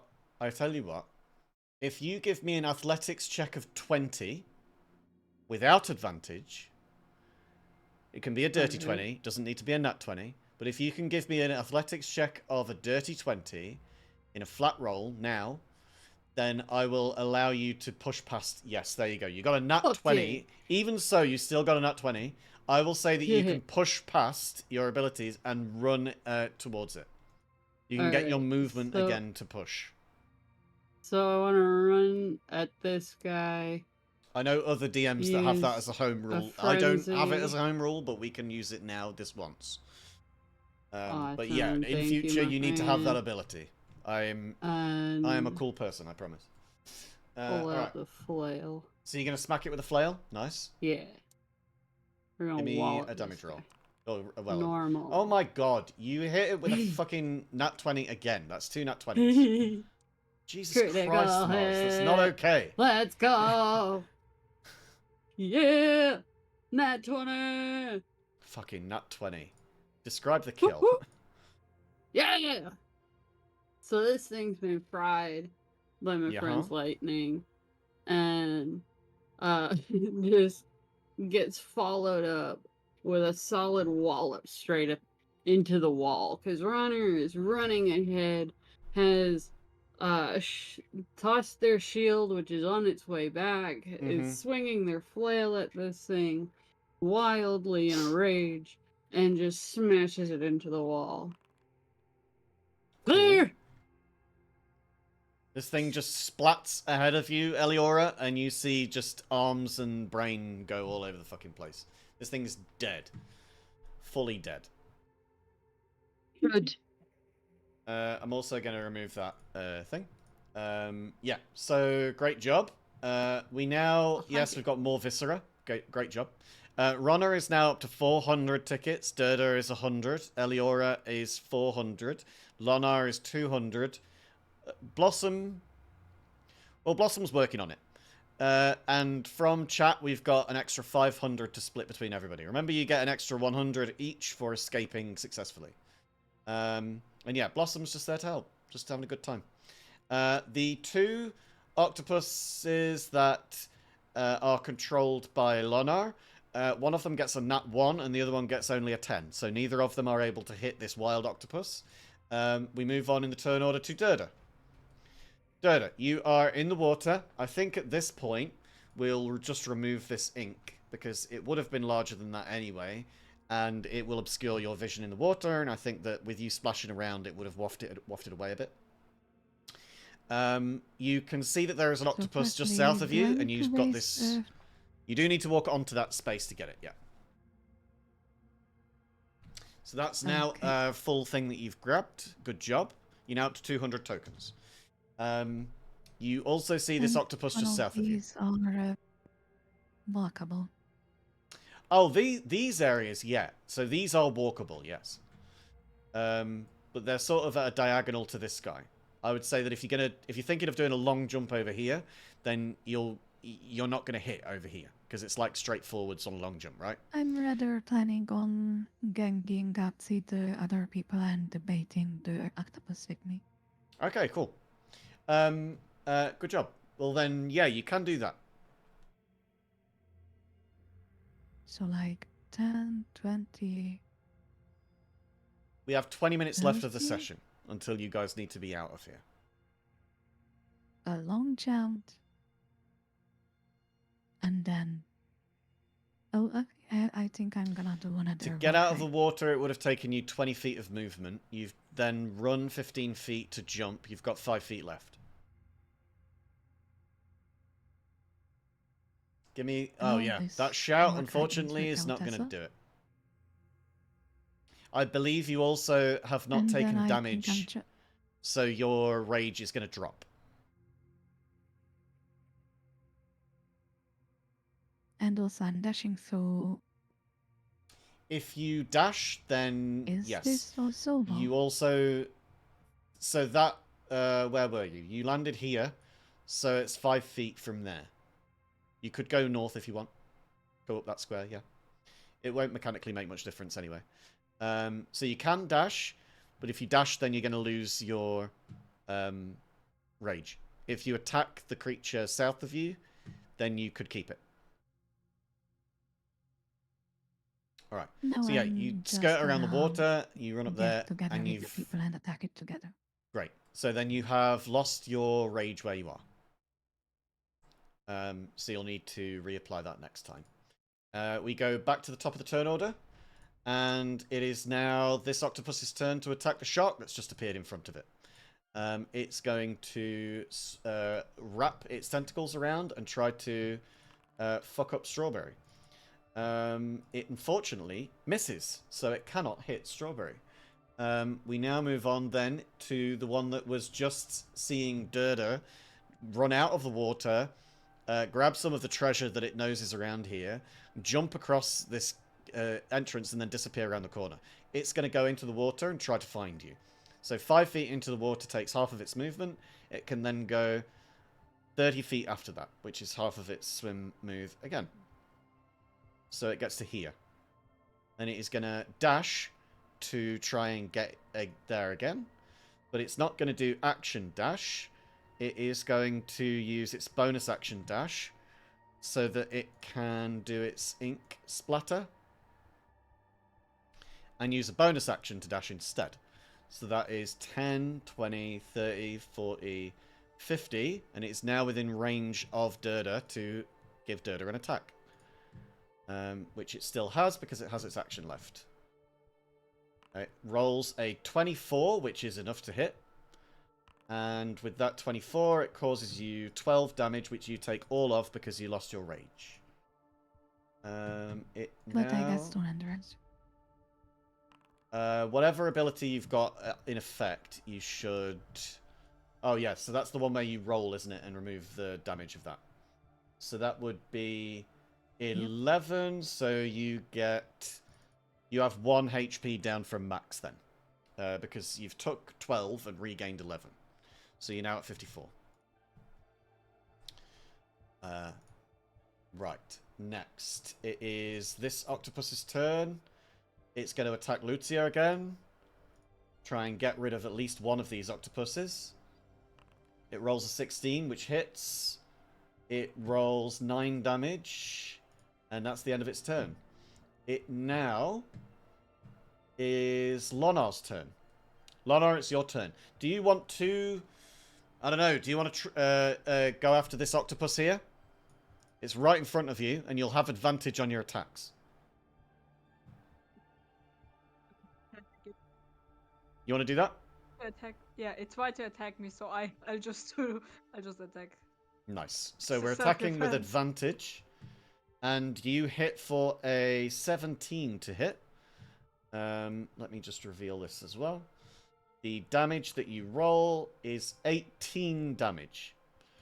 18 damage. That's a lot. You're a hungry, hungry shark. But you only have one attack. And your bonus action... well, you don't really have a bonus action. You're... Basically, when you summon creatures... The one command that you give them is what they will continue to do every round until you change their command, and it takes a bonus action to do that, I believe. It's been a while since I've done that. It's been like over a year, but I'm pretty sure that that's the way that it works. I'll refresh afterwards. In the meantime, we'll just say that the octopuses are going to continue fighting. It's now Blossom's turn then. Blossom, you see that there is an octopus fighting 2 other octopuses over here. You also see that Ronna has just completely splattered a second octopus. And I don't believe that you can see around corners to see what Durda is dealing with. And Durda has not said anything out loud. You do also see that there is a shark up north of you that is attacking another shark. Another octopus, rather. Like that movie, Mega Shark versus Giant Octopus, which I love so much because it is so fucking shit. Such a terrible movie. Okay, so you said this one is That fighting one is these wild. 2. And these 2 are the ones that were conjured by Lonar.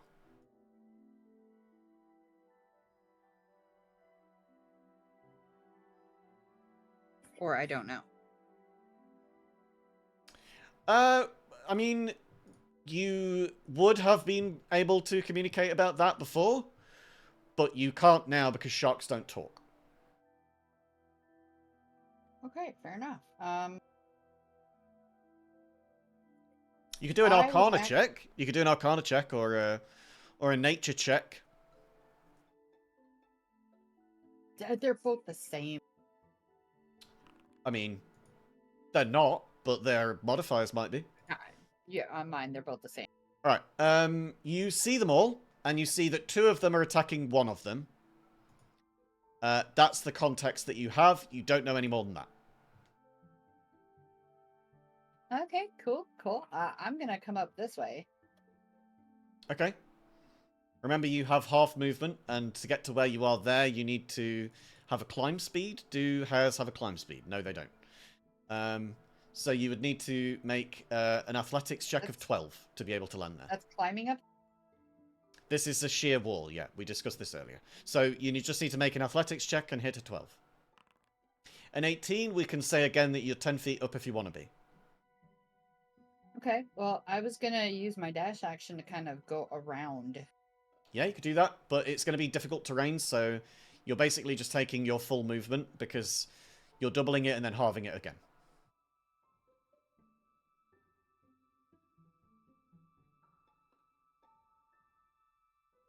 Lex, that just automatically censored what you were saying in chat. Okay, and that's where I end, unless hold on. That is where you end, yeah. I mean, where you are now, do you want to do a perception check, maybe? Or do you want to do an intimidation to try and help root out the final octopus?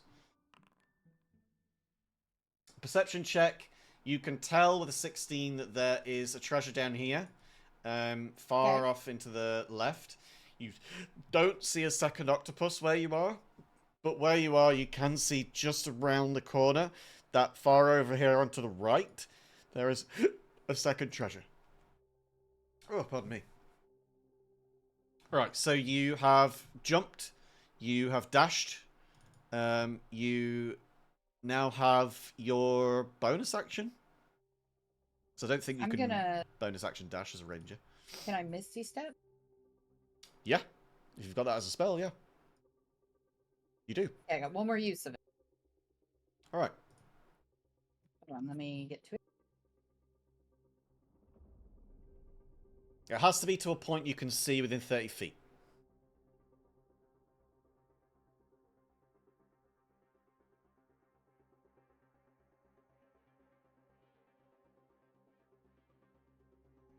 Does that work?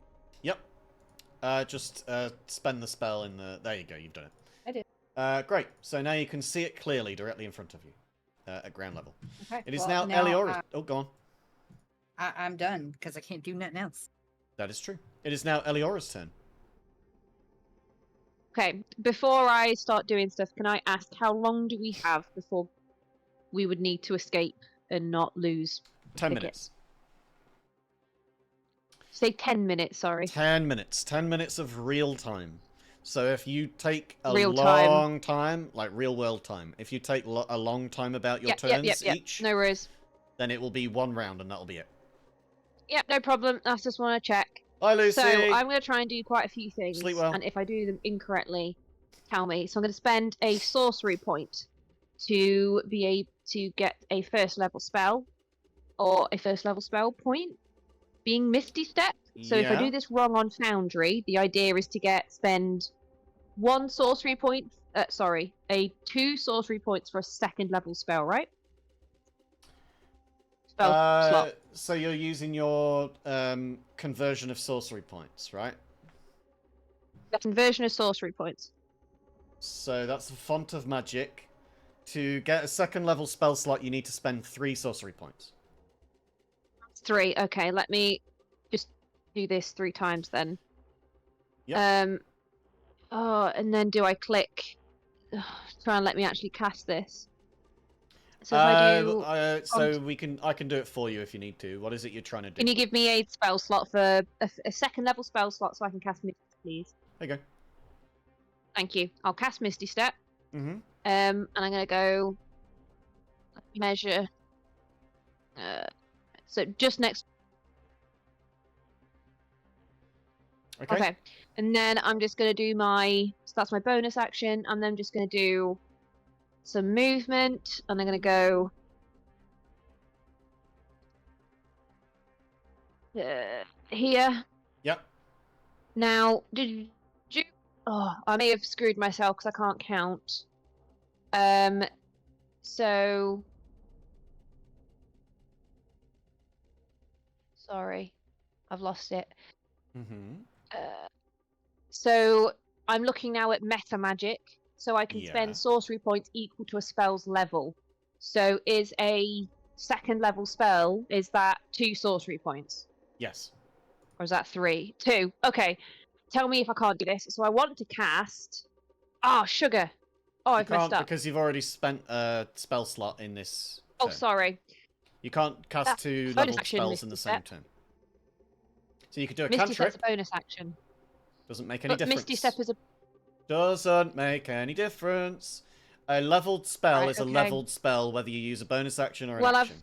Okay, I've fucked myself then. Do you want to try some movement mechanics? I'll keep it. Okay. I'll keep it. It's fine. You still let me do meta magic on a cantrip. I think I can do on a cantrip because 1 sorcery point. Yes. Trying to be quick. Yes, you can. Okay, so I'm going to cast Firebolt, but I want to use meta magic. So Firebolt has 120 feet. So my idea is that I'm targeting this octopus up here and the one that's the wild octopus down here. I think they're all within range if I do that and cast meta magic. Which that two? allows me Sorry, to target just tell me 2 which two. creatures. So the That octopus one up there, here, yeah. Yeah. and then I think this is the wild one down here. I don't know. The 2 here are fighting the 1 here. Okay, the one that's being fought is the one I'm going to be targeting. So the Okay, bottom the one on of its the own. trio. All right. Great job. Yep. Okay. And you're using... Okay. Is this Twin spell?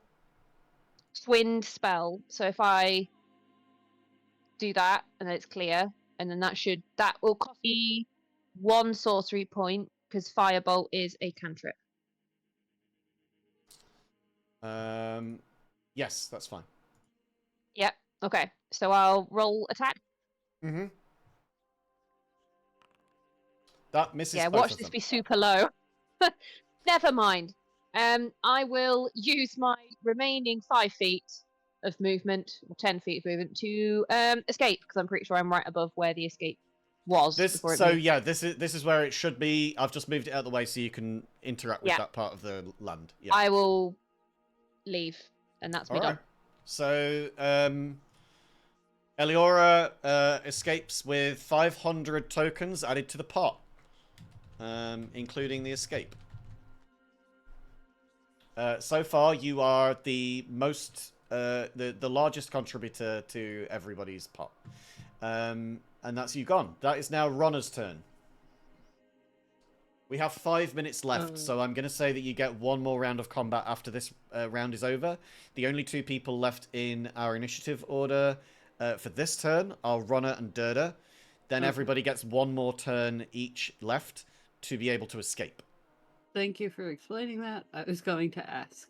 Yes. Okay, so we're going to go 5, 10, 15, 20, 25. That's natural and walk.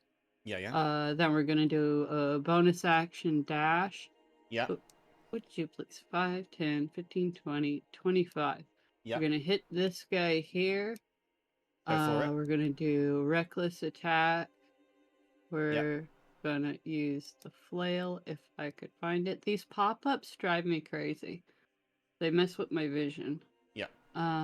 Okay, also, because you're getting an advantage on it, and because it's flanked by an ally, you also get sneak attack. If you hit. If you hit. So roll to hit first. You have hit. So now when you roll the damage for the flail, you will also roll your sneak attack. That's in your features section. Features section. Features. We should really have it in your favorites bar. Why is it not in your favorites bar? That would be very useful to have in your favorites bar. There you go. It's in your favorites bar now. And that's normal damage, not critical, correct? Normal, yeah.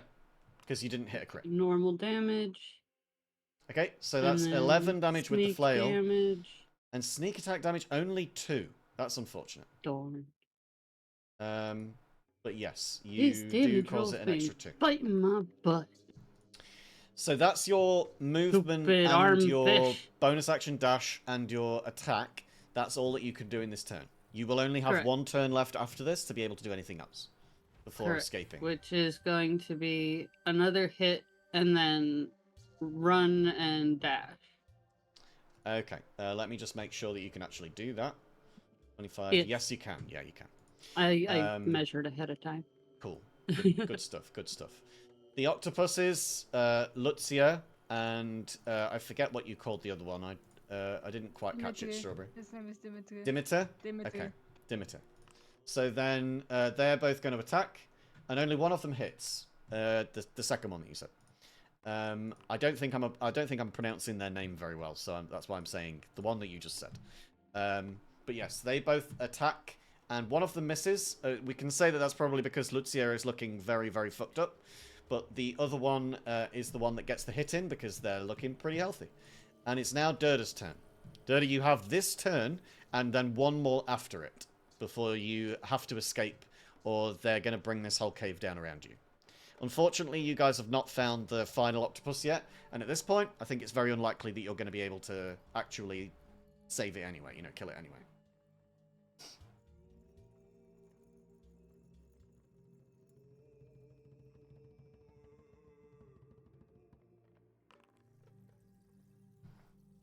Okay, I'm raging. Okie dokie, you get your And it still doesn't wild seem to work. surge, and it still doesn't show. Here, I'll do mine, because for whatever reason, mine does show for you. 4, magic infuses one weapon of choice that you're holding until the range ends. You can change its damage type to force, and retrieve it if you throw it at a distance. So it's force damage. Yeah, so basically it doesn't really help. Not really, no. But yeah, you can roll with advantage. You hit definitely on that swing, and you can either do damage or swing again with another Warhammer attack if you're going to hit it a second time. Okay, damage is 13. It takes all of that. Next attack.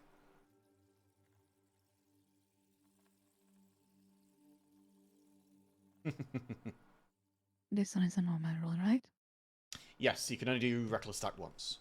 First attack in a turn. 19 definitely hits. Give me damage. 7 damage. This thing is starting to look fucked up. It's like that's just above not half health. much. No, not really. I mean, you rolled 1 on a d10. That's why you got that. But you are getting your bonus for the rage, which is nice. Now, it is the rest of your turn. You have, you've used your bonus action, you've used your action, you've now got movement. If you want to use movement now, then you will take an opportunity attack from this thing, or you can stay here and try and finish it on your next Did go. they have advantage because I'm next to them? No, they had advantage because of the reckless attack. Oh, okay. Sorry. Yeah. You I got think I'm advantage just gonna because you move a used bit up. reckless attack, but you also got your sneak attack because they are flanking. Right. Thank you. No So problem. yeah, I'm gonna get attacked by the snake. Well, yeah. It's kind of a snake attached to a bunch of snakes attached to a brain, isn't it? It will hit you for 23, and it causes 12 damage, which is halved, and then you also have Stone's Endurance if you still have that left. How many uses of that could you use a day? 3. Stone's Endurance, yeah, 3 times. So you reduce it by 14, so you go back up to what you were at anyway. Durda is a tank. Just takes the damage and keeps on moving. It is Dead Octopus's turn. It is now this octopus's turn. It is going to try and wrap up this big hunter shark in front of it. And rolls a 22 to hit. Definitely hits. And 8 damage. So, Strawberry, as a shark, you now take some damage from this guy's tentacles. It is then the octopus in front of Ronna. This octopus is going to swing for Ronna. And with the damage, I mean, it's going to hit you for 14, but that is not going to beat your AC of 18. You have an insane AC. It's also. Oh wait. 18 includes the shield. Yeah, I thought you were saying Oh, damage. and it gets I was going to be like, it's still halved because You rage. should But wait, also- that's not even damage yet. It should also get advantage on you, shouldn't it? Because you used a reckless attack. So it gets advantage Yes. on you. Which is 21. Oh, and it also... Oh, well, it missed the attack. Durda did use reckless attack as well. But we're not going to go back because we've already used that reaction. So that's fine. I'm not going to... I'm using my own rules. My own rules are being used against me here. I hope you know that I'm being honest. Yep. However, it does get advantage on you, Ronna. And so that does mean, unfortunately, that it hits you for 21. And that gives it 8 damage to hit you with. Armfish. But because you are in a rage, you only take half of that. So you're down to 42 now out of 55. It's crazy. You and Durda have the exact same HP maxes. Even though you're part rogue and Durda is all barbarian. I am tiny. But you can't recover it with Stone's Endurance and stuff like that. And you are No. like a quarter of their size, which is crazy. Yep. Okay, it's now another dead octopus's turn. And it's now this octopus's turn. It's going to attack for Lucia and Dimitar. And it hits Lucia for 24 to hit. And that's going to be 11 damage. This grabs at Lucia and squeezes and pulls and wrenches. All of its arms and tentacles go inside of the gills. They start pulling at all of the brain and heart and lungs inside all of the, well, not lungs, but, you know, the breathing apparati, and pulls all of it apart from the inside as this thing then turns into, like, magical dust and disappears into the ether. The octopus looks very puzzled that one of its kind has just disintegrated to magic in front of it, but it now turns all of its attention to Dimitar. That is that octopus's turn, and we get to the secret hidden octopus, who I will now unhide for everybody, which you probably will still not be able to see from where you are in the cave. But it is chilling down in the southwest corner. I will, as I always do at the end of the critter session, I'll remove all of the walls so that you can see every hidden area. And I'll make everything visible to you. It is now Lonar's turn. Lonar, you can get out of your wild shape, and you can get over towards the exit. But, because I think it's cool, you can swim over there and hold onto the shark, the rope with your shark teeth. So, if you want to, you can still take an attack on this octopus, and then try and get out of the cave. What do you want to do? Okay, it's the shark. You're going to attack with the shark? No, I'm gonna escape as the shark. You could do I'm both if you want to, stealthy. is what I'm saying. Oh, both. So you Let's can try the attack as the shark and then escape as the shark, or change forms and get out as Lonar and try and cast a spell. It's up to you which one you want to do. I'm gonna attack the octopus and then just run. Alright then. So let's reveal this to everybody. We're going to attack. Just make these public. So that's a 13 to hit the octopus, which hits. And that's going to be 12 damage. The thing does not, unfortunately, die, but you are able to get to the exit. And we'll just pop your token over here, but we'll say that the shark is the one holding onto the rope. Now then. We've got one person at an exit, another person at a different exit.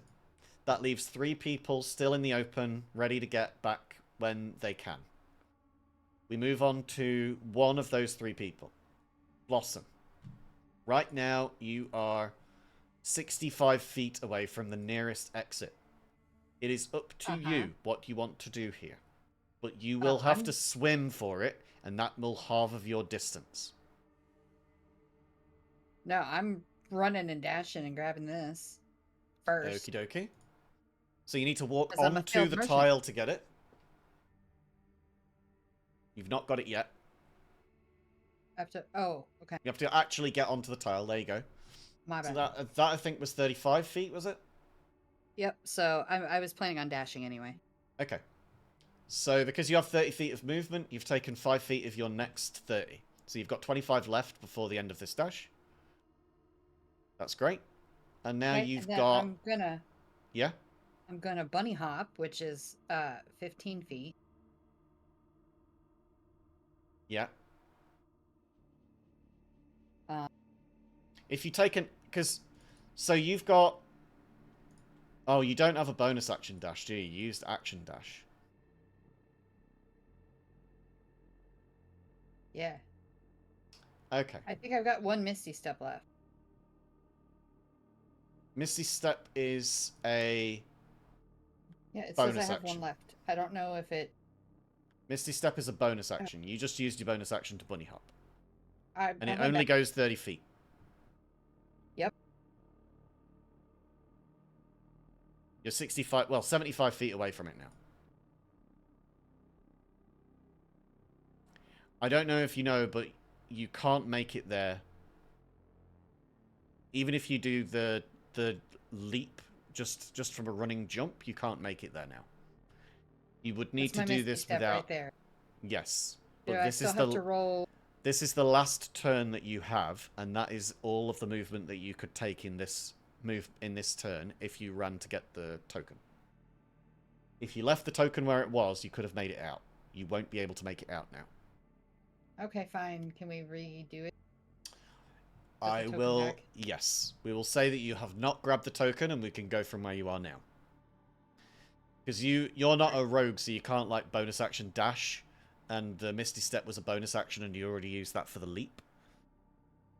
So this is difficult terrain, this water, so it's going to halve your movement as well.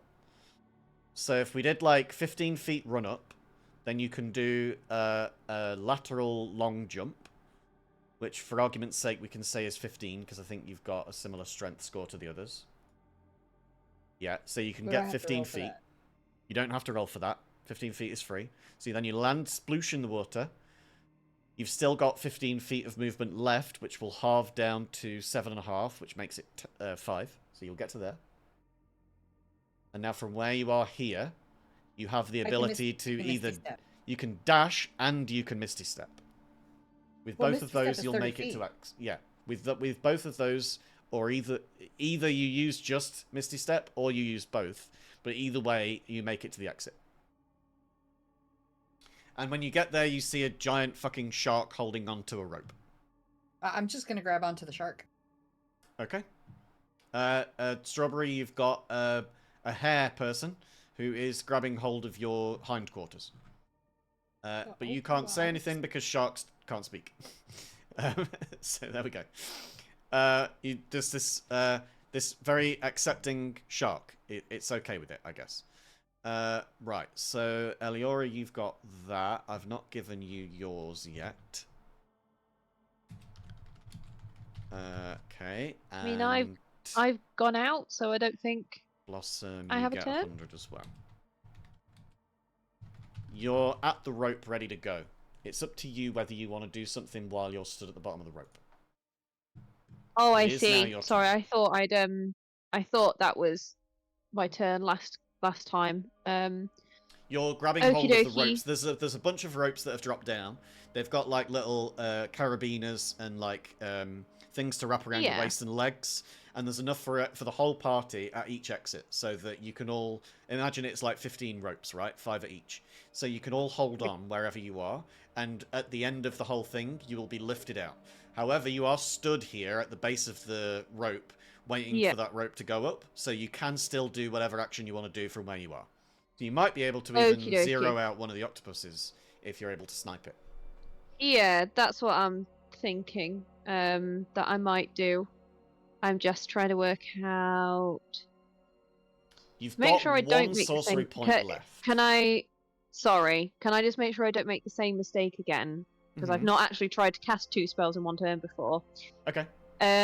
So one leveled spell per turn, but if I wanted to, I could do a cantrip in addition to that. Yes. You can do a cantrip and 2... Lovely. So you can either do 2 cantrips, or you can do a cantrip and a leveled spell. And a leveled or, spell. if you do Quicken Spell, which is another kind of meta magic that sorcerers can choose Yes, to do, it is. then Yeah. that gives you two leveled spells per turn. Lovely. Thank you. I will then, while I'm stood here, I'm going to... Can I perceive which octopus is worse off? The one next to our lovely shark druid, or the one that's with our lovely shark druid's fey octopus? Oh, what would that be? Or do you want me to do I a mean, check? normally it would be a medicine check, but I don't know whether veterinary medicine counts in the fantasy realm or if it would be nature. Let's go with medicine. Give me a medicine check. You medicine. We'll say that veterinary medicine is in its early years in this place. With an 11, I think it's easier that you could tell that this one's pretty fucked up. That one's pretty fucked up. So we will do this then. This one, I mean, everybody can tell that this one is below half health and this one is just approaching it.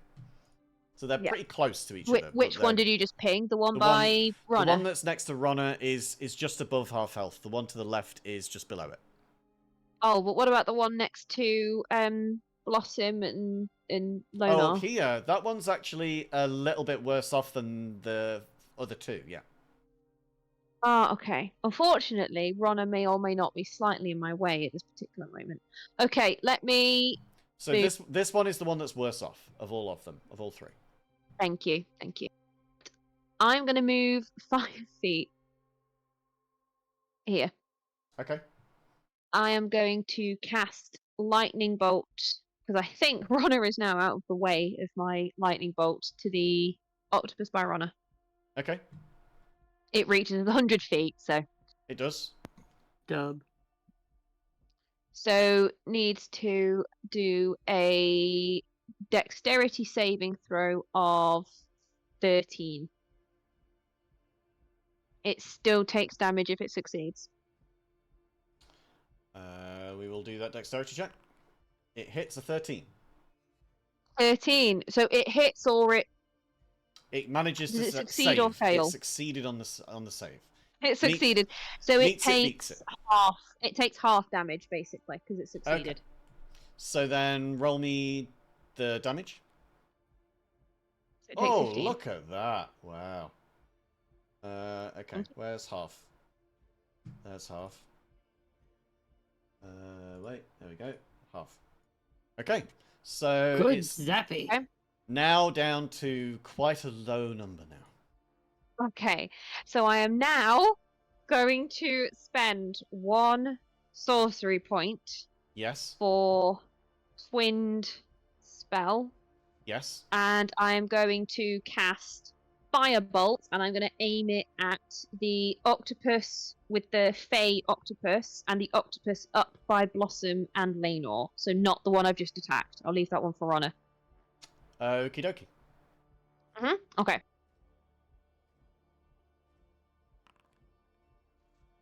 Never mind. And that one definitely hits nothing. Yeah, definitely misses, doesn't it? What a whiff. Mm. All right, I will. Just some like Since I've tried to twin dust magic and rubble twice, falls I've really down. tried. Yeah. Some Yeah, dust and really rubble tried, fall down, and- and yeah, you singe the tail of the shark. Yes, I just get my left and right confused. Yeah. So I will just nudge myself back over, and then Yeah. Strawberry be my takes turn. 1 HP damage. I am very sorry. Sorry about that, Strawberry. And that one always gets some kind of catastrophic thing happen to other people in the party. Also, Lex, I do take your point about how nature checks are just a wildlife-oriented history check. It's an intelligence-based check, of course. But I would also say that every DM has their own way of, determining and interpreting each of the skill checks. And I, for one, like to use it in multiple ways. Because it's not always helpful to find the history of nature. Do you know what I mean? That's like asking... Yeah, it's a bit like boring. if like it a was Bear just Grylls kind of survival person in this world. You'd be like, okay, so tell me about the etiology of this particular leaf, and it's like, whoever needs to know that. So yeah, I'd like to try and expand it a little bit more. I mean, that's a willful survival check, though. Well, everything is interpretation. Some things apply to one thing, and some things apply to another.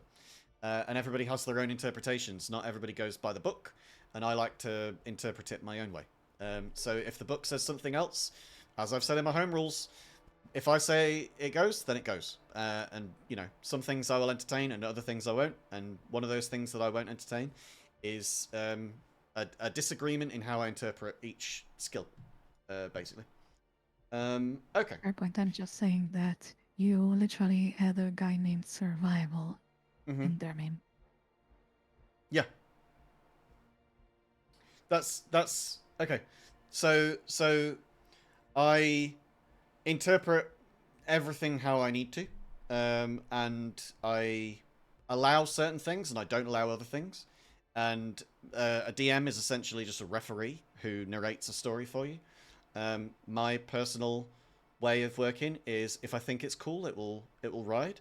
If I think that it's cool but I don't want to give it away for free, I'll make you roll a check for it. If I think that it's worth giving you for free, then I'll give it to you for free. And if I say something goes a certain way and someone disagrees with me, we can discuss it, but my word is the end of all of it. You can dislike it if you like. No, I agree. I just but said yeah. that because I didn't know that before. No, absolutely fine. No problem whatsoever. And I'm only saying this out loud just so that everybody is aware of, this is the kind of thing that normally these are the kind of things that we go through in session 0 for a campaign. But because Critters is kind of a drop in, drop out kind of a session thing, there is no session 0, so I can't tell everybody these things in a private call.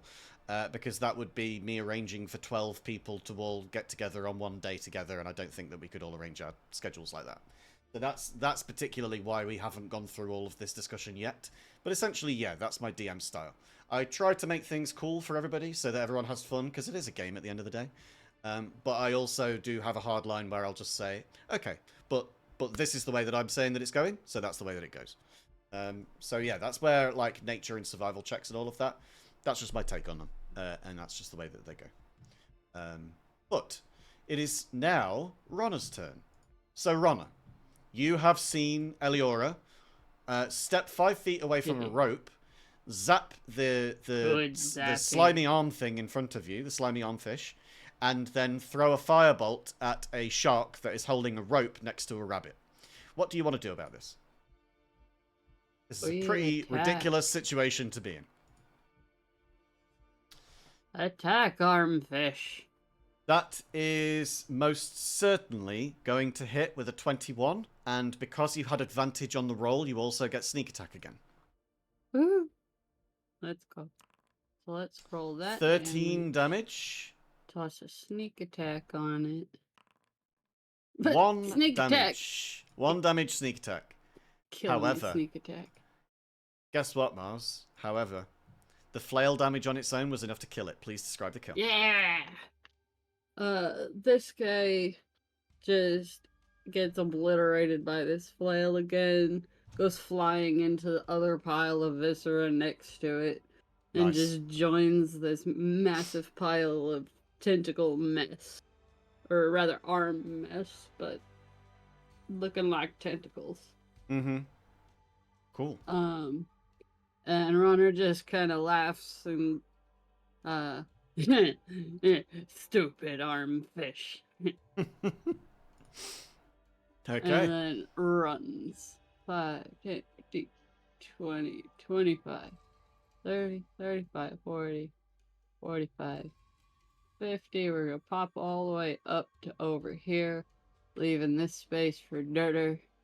Nice. To come and join us a little closer because we've got the range to go a little further with our movement, followed to be by fair, bonus action dash. So with your bonus action dash, you can make it 50 feet. Dirter, without any dash at all, can make it 40. So Dirter's actually an incredibly quick barbarian. They're just they're enormously huge, but they're also incredibly athletic at it.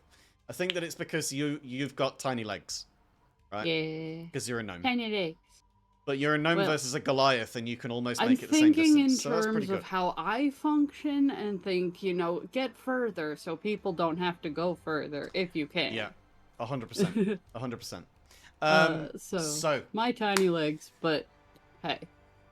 Then you make it to where you are. You have bonus action. Is there anything you want to do with a bonus action? Let's see. No, you've used a dash, haven't you? No, I used my bonus action. So never mind. Dash. Ignore me.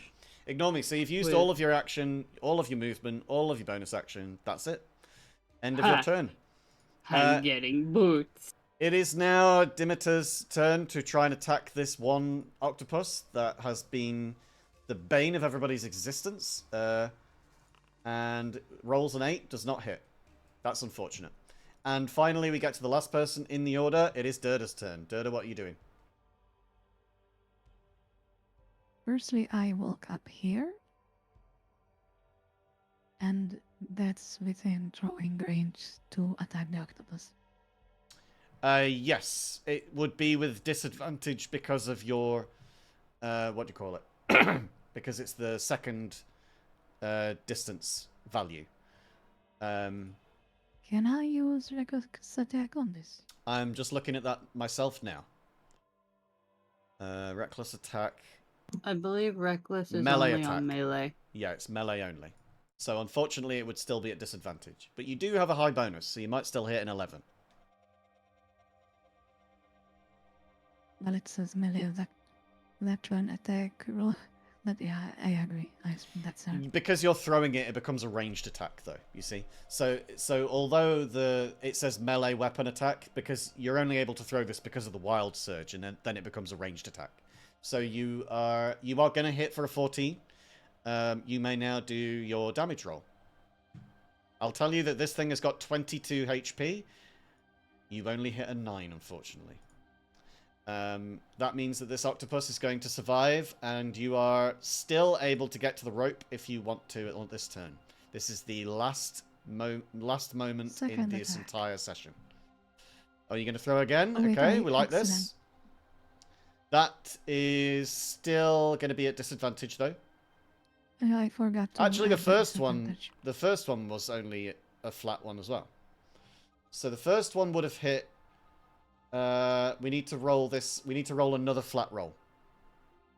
Because both of them are disadvantaged, and you rolled them flat. Okay, so the first one still hits. You get the 9 damage. The second one, you got a nat 1. That one definitely does not.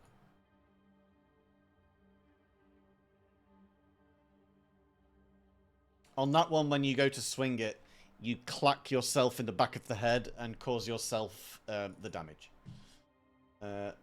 What was Basically, I just hit myself while recalling the hammer.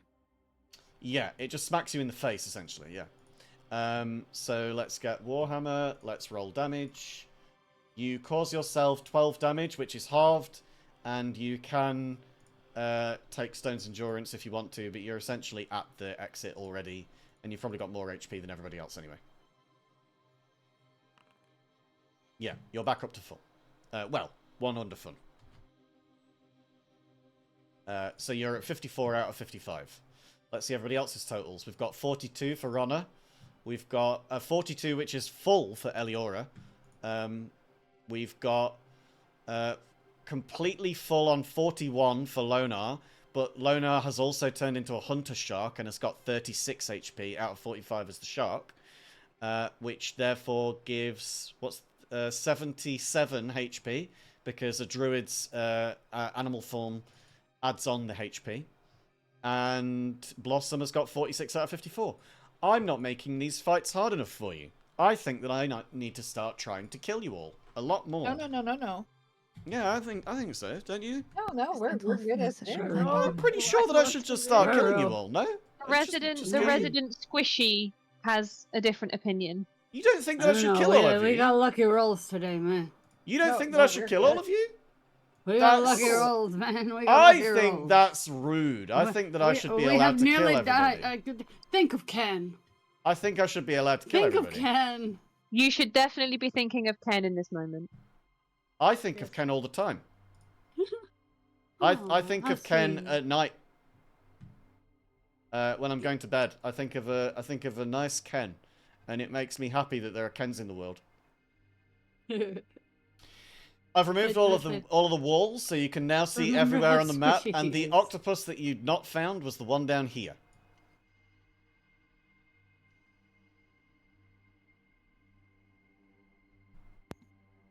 Where Yeah, are let you, me- Octopussy?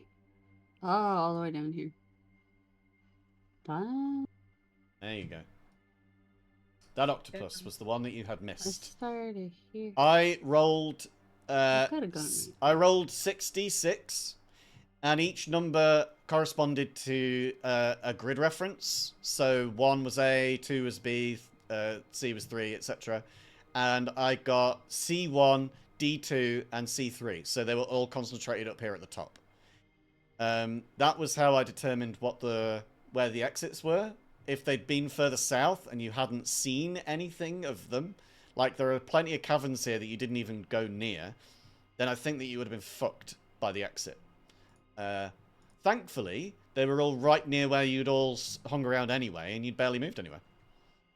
And for those who are wondering, yes, this was one of the octopuses that Strawberry spawned. This bad boy here. And the other one, here, give you a spin. Love that. I've got a mouse where you can press a button and it unratchets the spin wheel, so you can just let it spin forever. Oh, cool. And now I'm going to undo it. And then this one was the one that was the killer. The wild one. I'm a wild one. Oh, baby, I'm a wild one. We left you Um, notes by the unveiled octopus. You left me notes. You left me notes. Yeah, if you want to see. I saw Hold on, Booba. look. I didn't see the rest of it, and I can No, barely it- see this. What's that say in the dark? What's You that smell. say? Hang on, I'm going to turn this to nighttime so I can see the light, the writing better. No, it makes the dark go It even says- darker. I can't see It says you shit. smell. Hang on, let me make a light. There we go. I've got a light there now. It says I smell stinky octo, Not you, the octopus. bonk, Ted. Shows an Ted. arrow at the octopus. Why does it say Ted? Who's Ted and why do you hate them? The Armfish, octopus is Ted. Boo, Buh. I don't know what I've done to deserve all of this. I love that the one up at the top has got a big love heart around it and the other ones don't. Strawberry, if you look on the left panel, I don't know if you've already found drawing tools, but it's the little Yeah, pencil, 'cause this and then guy's it's our the draw friend. freehand tool after that, and then you can start drawing in your whatever. I think you already have. Press something. Yeah. I Yeah. had this, I used the the A thing, the Mhm. draw text, because I can't really spell with my mouse. Yeah, So yeah. I got that. I Well, I love how I think that we have successfully managed to get out of here for once. That's really good. I'm really happy for all of you. And you managed to kill some of the awful creatures down there too. That was very good. I'm so happy for each of you. Let's go through the totals then, shall we? He says all of this as you're all being lifted up through like cave holes in the top of the cave. And then We underneath fly. you hear as like an enormous cave-in just happens underneath you with like timed detonators that they'd been readying while you were all ready to escape. Anybody that was still in there would have a whole cave system land on them now, and you would have forfeited all of your funds. Well, let's go through it. Let's see which of you have made the most. I guess in the lowest place. But that's normal for somebody of your heritage, I suppose. We have Blossom. Blossom, you're of course a Harengar. That of course means that you are a shorter person, and that's all I'm saying is that you're like me. I'm short too. I'm half gnome. Ronner knows what I'm talking Short. about. We're little Look, little I people. helped. I just didn't murder. Yeah. Your heritage. Yeah. Hair. It's very important that we recognize our origins, and acknowledging your origins often comes down to, are you short? Well, yeah, you kind of are. You're short in height, and you're short on tickets. You've made it out, and that's about the only thing you did. But we love this, and we'll still invite you back. You've done a great job. I personally enjoyed the time that you did that jump. That was very cool. A very good jump. Thank you. I'm trying not to be condescending, but well, let's move on. The next two people in the list, we have Durder, and of course Lonar. Lonar, our new person. You've done really well. You've actually managed to make it with 300 tickets each. That's very good. You've added those to the pot. I'm very, very happy with all of that. So very interesting.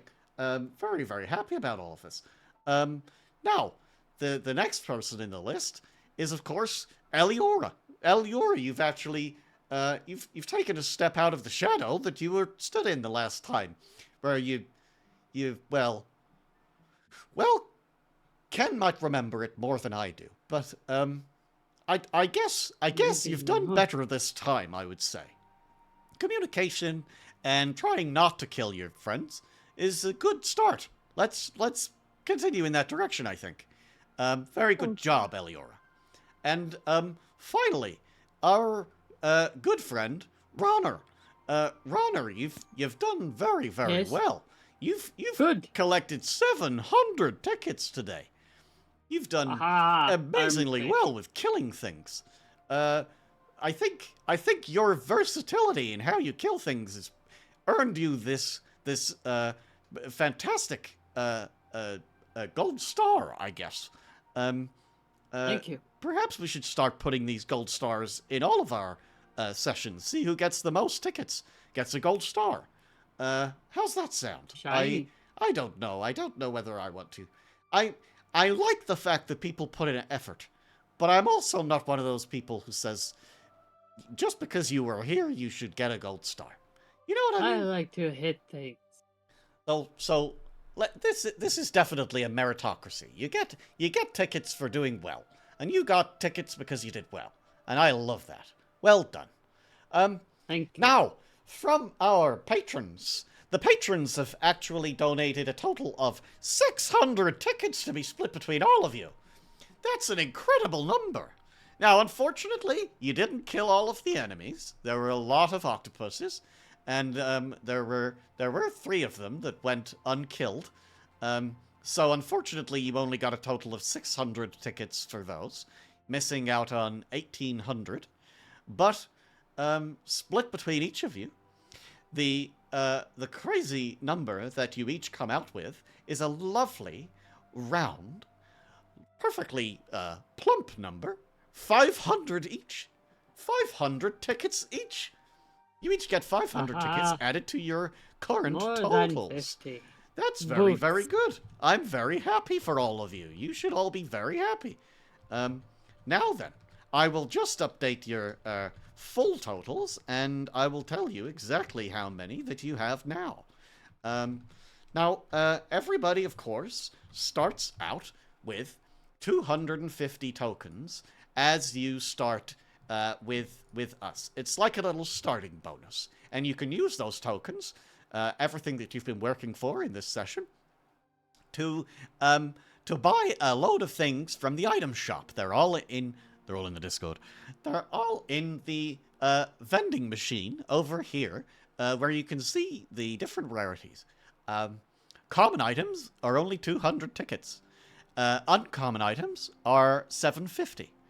A rare item is 2,000. And a very rare item is 5,000. Now, your new totals are Blossom, you have 1,085. Ronner, you have 2,450. I Dirter, have 450 after boots. Dirter, you have 3,015. Eliora, you're now up to 1,450. And Lonar, you have 750. Lonar, you could buy an uncommon item right now if you wished. But this is all for you to think about for next time. I'm very glad that we could have a new person dropping in. And let's hope to see some more of you again next time. Speaking of next time, I'm very proud to call all of you employees, if you want to call them that. Now, back to Jackal. This is the token artwork for the escape. Yeah. I made this Right. earlier on Photoshop. It's based on a fire escape symbol that we use in the UK, which has got Right. flames licking at the feet. But they look so much like tentacles that I decided, nah, fuck it, I'm going to make them tentacles. So that's why I did this, because you guys seem to have a hard time recognizing where exits are and how they work. Yes, I'm throwing shade at you. So I decided to make this so that I could plonk it right where you guys are going to leave. People have suggested to me that I sell it in the future. I will probably do that on a merch store. However, I will probably need a little bit of time to make other things for the merch store, because otherwise it's just going to be one item, and it'll be that. So just give me a bit of time, and I can do it. But right now, what we're going to do is we're going to end stream. I think that basically everybody that's in stream are just the people, you know, in the game. Plus Geo. Welcome, Geo.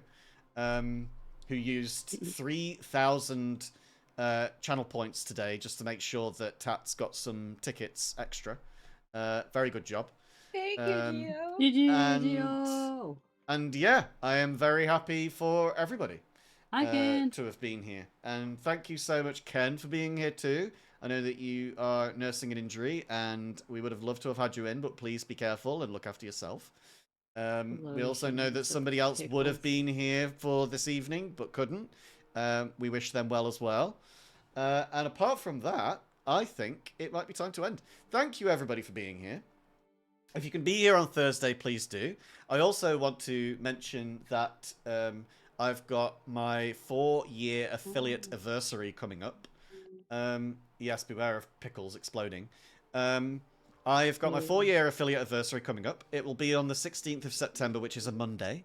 It is 2 weeks from today.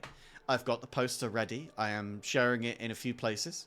But as Lucy has suggested, probably start sharing it from 1 week until the thing, so that people don't forget about it. I will do that. I will 100% do that. But what's going to happen is I will do a subathon for my affiliate anniversary. It will start at 12 hours minimum. And for every sub that someone buys or donates, or for every £5 or $5 that someone donates, it will be extended by an hour. And I will continue until that whole thing is over. And I might be here for days. I will hope not, for my health, but I would also do it if it meant entertaining everybody, and it will also be a community stream, so that anyone who wants to play with me can play with me. We're going to be doing things like Goose Goose Duck, and I'll see if I can get Gartic Phone. We also have GTA 5, which I'll have to turn down the character audio so that there's no slurs, because they say slurs in that game. I've had that game for 15 years and I still haven't played it once. It's a fantastic game and you really should. I really should. Also, I've got things like Once Human and all of those kind of games, and we're just going to be playing a lot of and Fall Guys and shit like that. And every 2 hours we'll be doing a game poll, so that every 2 hours we can change games, and just everybody is invited in who is trusted. Jackal, there's a game that I want you to check out that's free on Steam. I will DM it to you. Cool. I'm the DM now. But... Also, there's going to be forfeits. If you don't know if you don't know the equivalent of 1 sub, which I'm counting £5 or $5 as the equivalent of 1 sub. If you don't know that, then you get a free argument where I will argue the case for something for 60 seconds, because I'm a very argumentative person, and I will do that if you donate. If you don't know too, here, I could just bring up the whole thing in here. I'll bring up the image. Blah, blah, blah, blah, blah. Subathon poster, let's call it that. That makes sense to me. Where are we? Overlays and graphics. There's my poster. Okie dokie. There you go. Your JackalViper needs you. So it'll be 2 subs means push-ups, 5 push-ups. 3 means I finish whatever drink I've got in front of me. We can't make redeems or forfeits from alcohol. It's against Twitch TOS. And I don't want to be smashing my face through a whiskey bottle all night. So it will mostly be soft drinks. But there might occasionally be an alcoholic beverage, but it will only be minor. Because I don't really drink very often anyway. It'd be cool if you added like a roll 1d20 and then like high or low, depends on whatever you do. We could do that. That'd be cool. I would like to introduce dice into it somehow, but I don't know how. The next thing would be draw something. Maybe we could do the die in that, where it's like, roll a dice and it will be whatever it is. On number 15. And 5 subs is the everything pizza. So these forfeits are per person. So if 3 people don't know, so no, it's just exclamation mark D20. If 3 people donate 3 each, then I argue about something 3 times, I do 5 push-ups 3 times, and I drink 3 full drinks. So it's per person the forfeits. Every extension is an hour per whatever, and community as well. We've got the game polls every 2 hours, so you're going to be playing with me, and I've got karaoke at the very end. So even when the time runs out, that's when we're going to start karaoke. Anybody who wants to join in can join in, and we'll just do it through Discord, and it'll be a fun time, and then we'll go and promptly pass out on my bed. Yeah. That is that. And I hope that you all had fun today. Did you have fun Yeah. today? Of course. Nice. Even though I failed. Even though you failed. No, you didn't fail. Failed. I just found it funny to bring all of those things up. Pick up So- on short stature. Yes, pick on your short stature. Welcome to the Shortness Club. Thank you everybody for doodling the fuck out of my map. Of You're course. welcome. Yeah, I'm Like I just said, I I'm love very you all. very happy about that. Yeah, completely happy about that. And I will go now into the depths of my home cave to sup on some fizzy beverages and pass out in my chair because I've run out of spoons, and I had done before the session anyway, but I'm soldiering through because I think that it's worth doing. Next, for everybody, I hope that you all take care of yourselves. I hope that whatever you're doing, if you can't, if you can't be happy and healthy, then at least have fun. And please, please, please, if you want to ask me about anything to do with D&D or to do with anything with the subathon, or if you want to get involved in any way, or if you have any suggestions, please leave them for me in my Discord DMs. I will respond to as many as I can before then. We have 2 weeks to plan it all, so that will work fine. And yeah, I'm going to go now. Thank you, everybody. It's been lovely. Love you all. Love ya. Catch you Bye! next time. Bye. Bye, bye, bye, bye, bye, bye, bye, bye. Bye.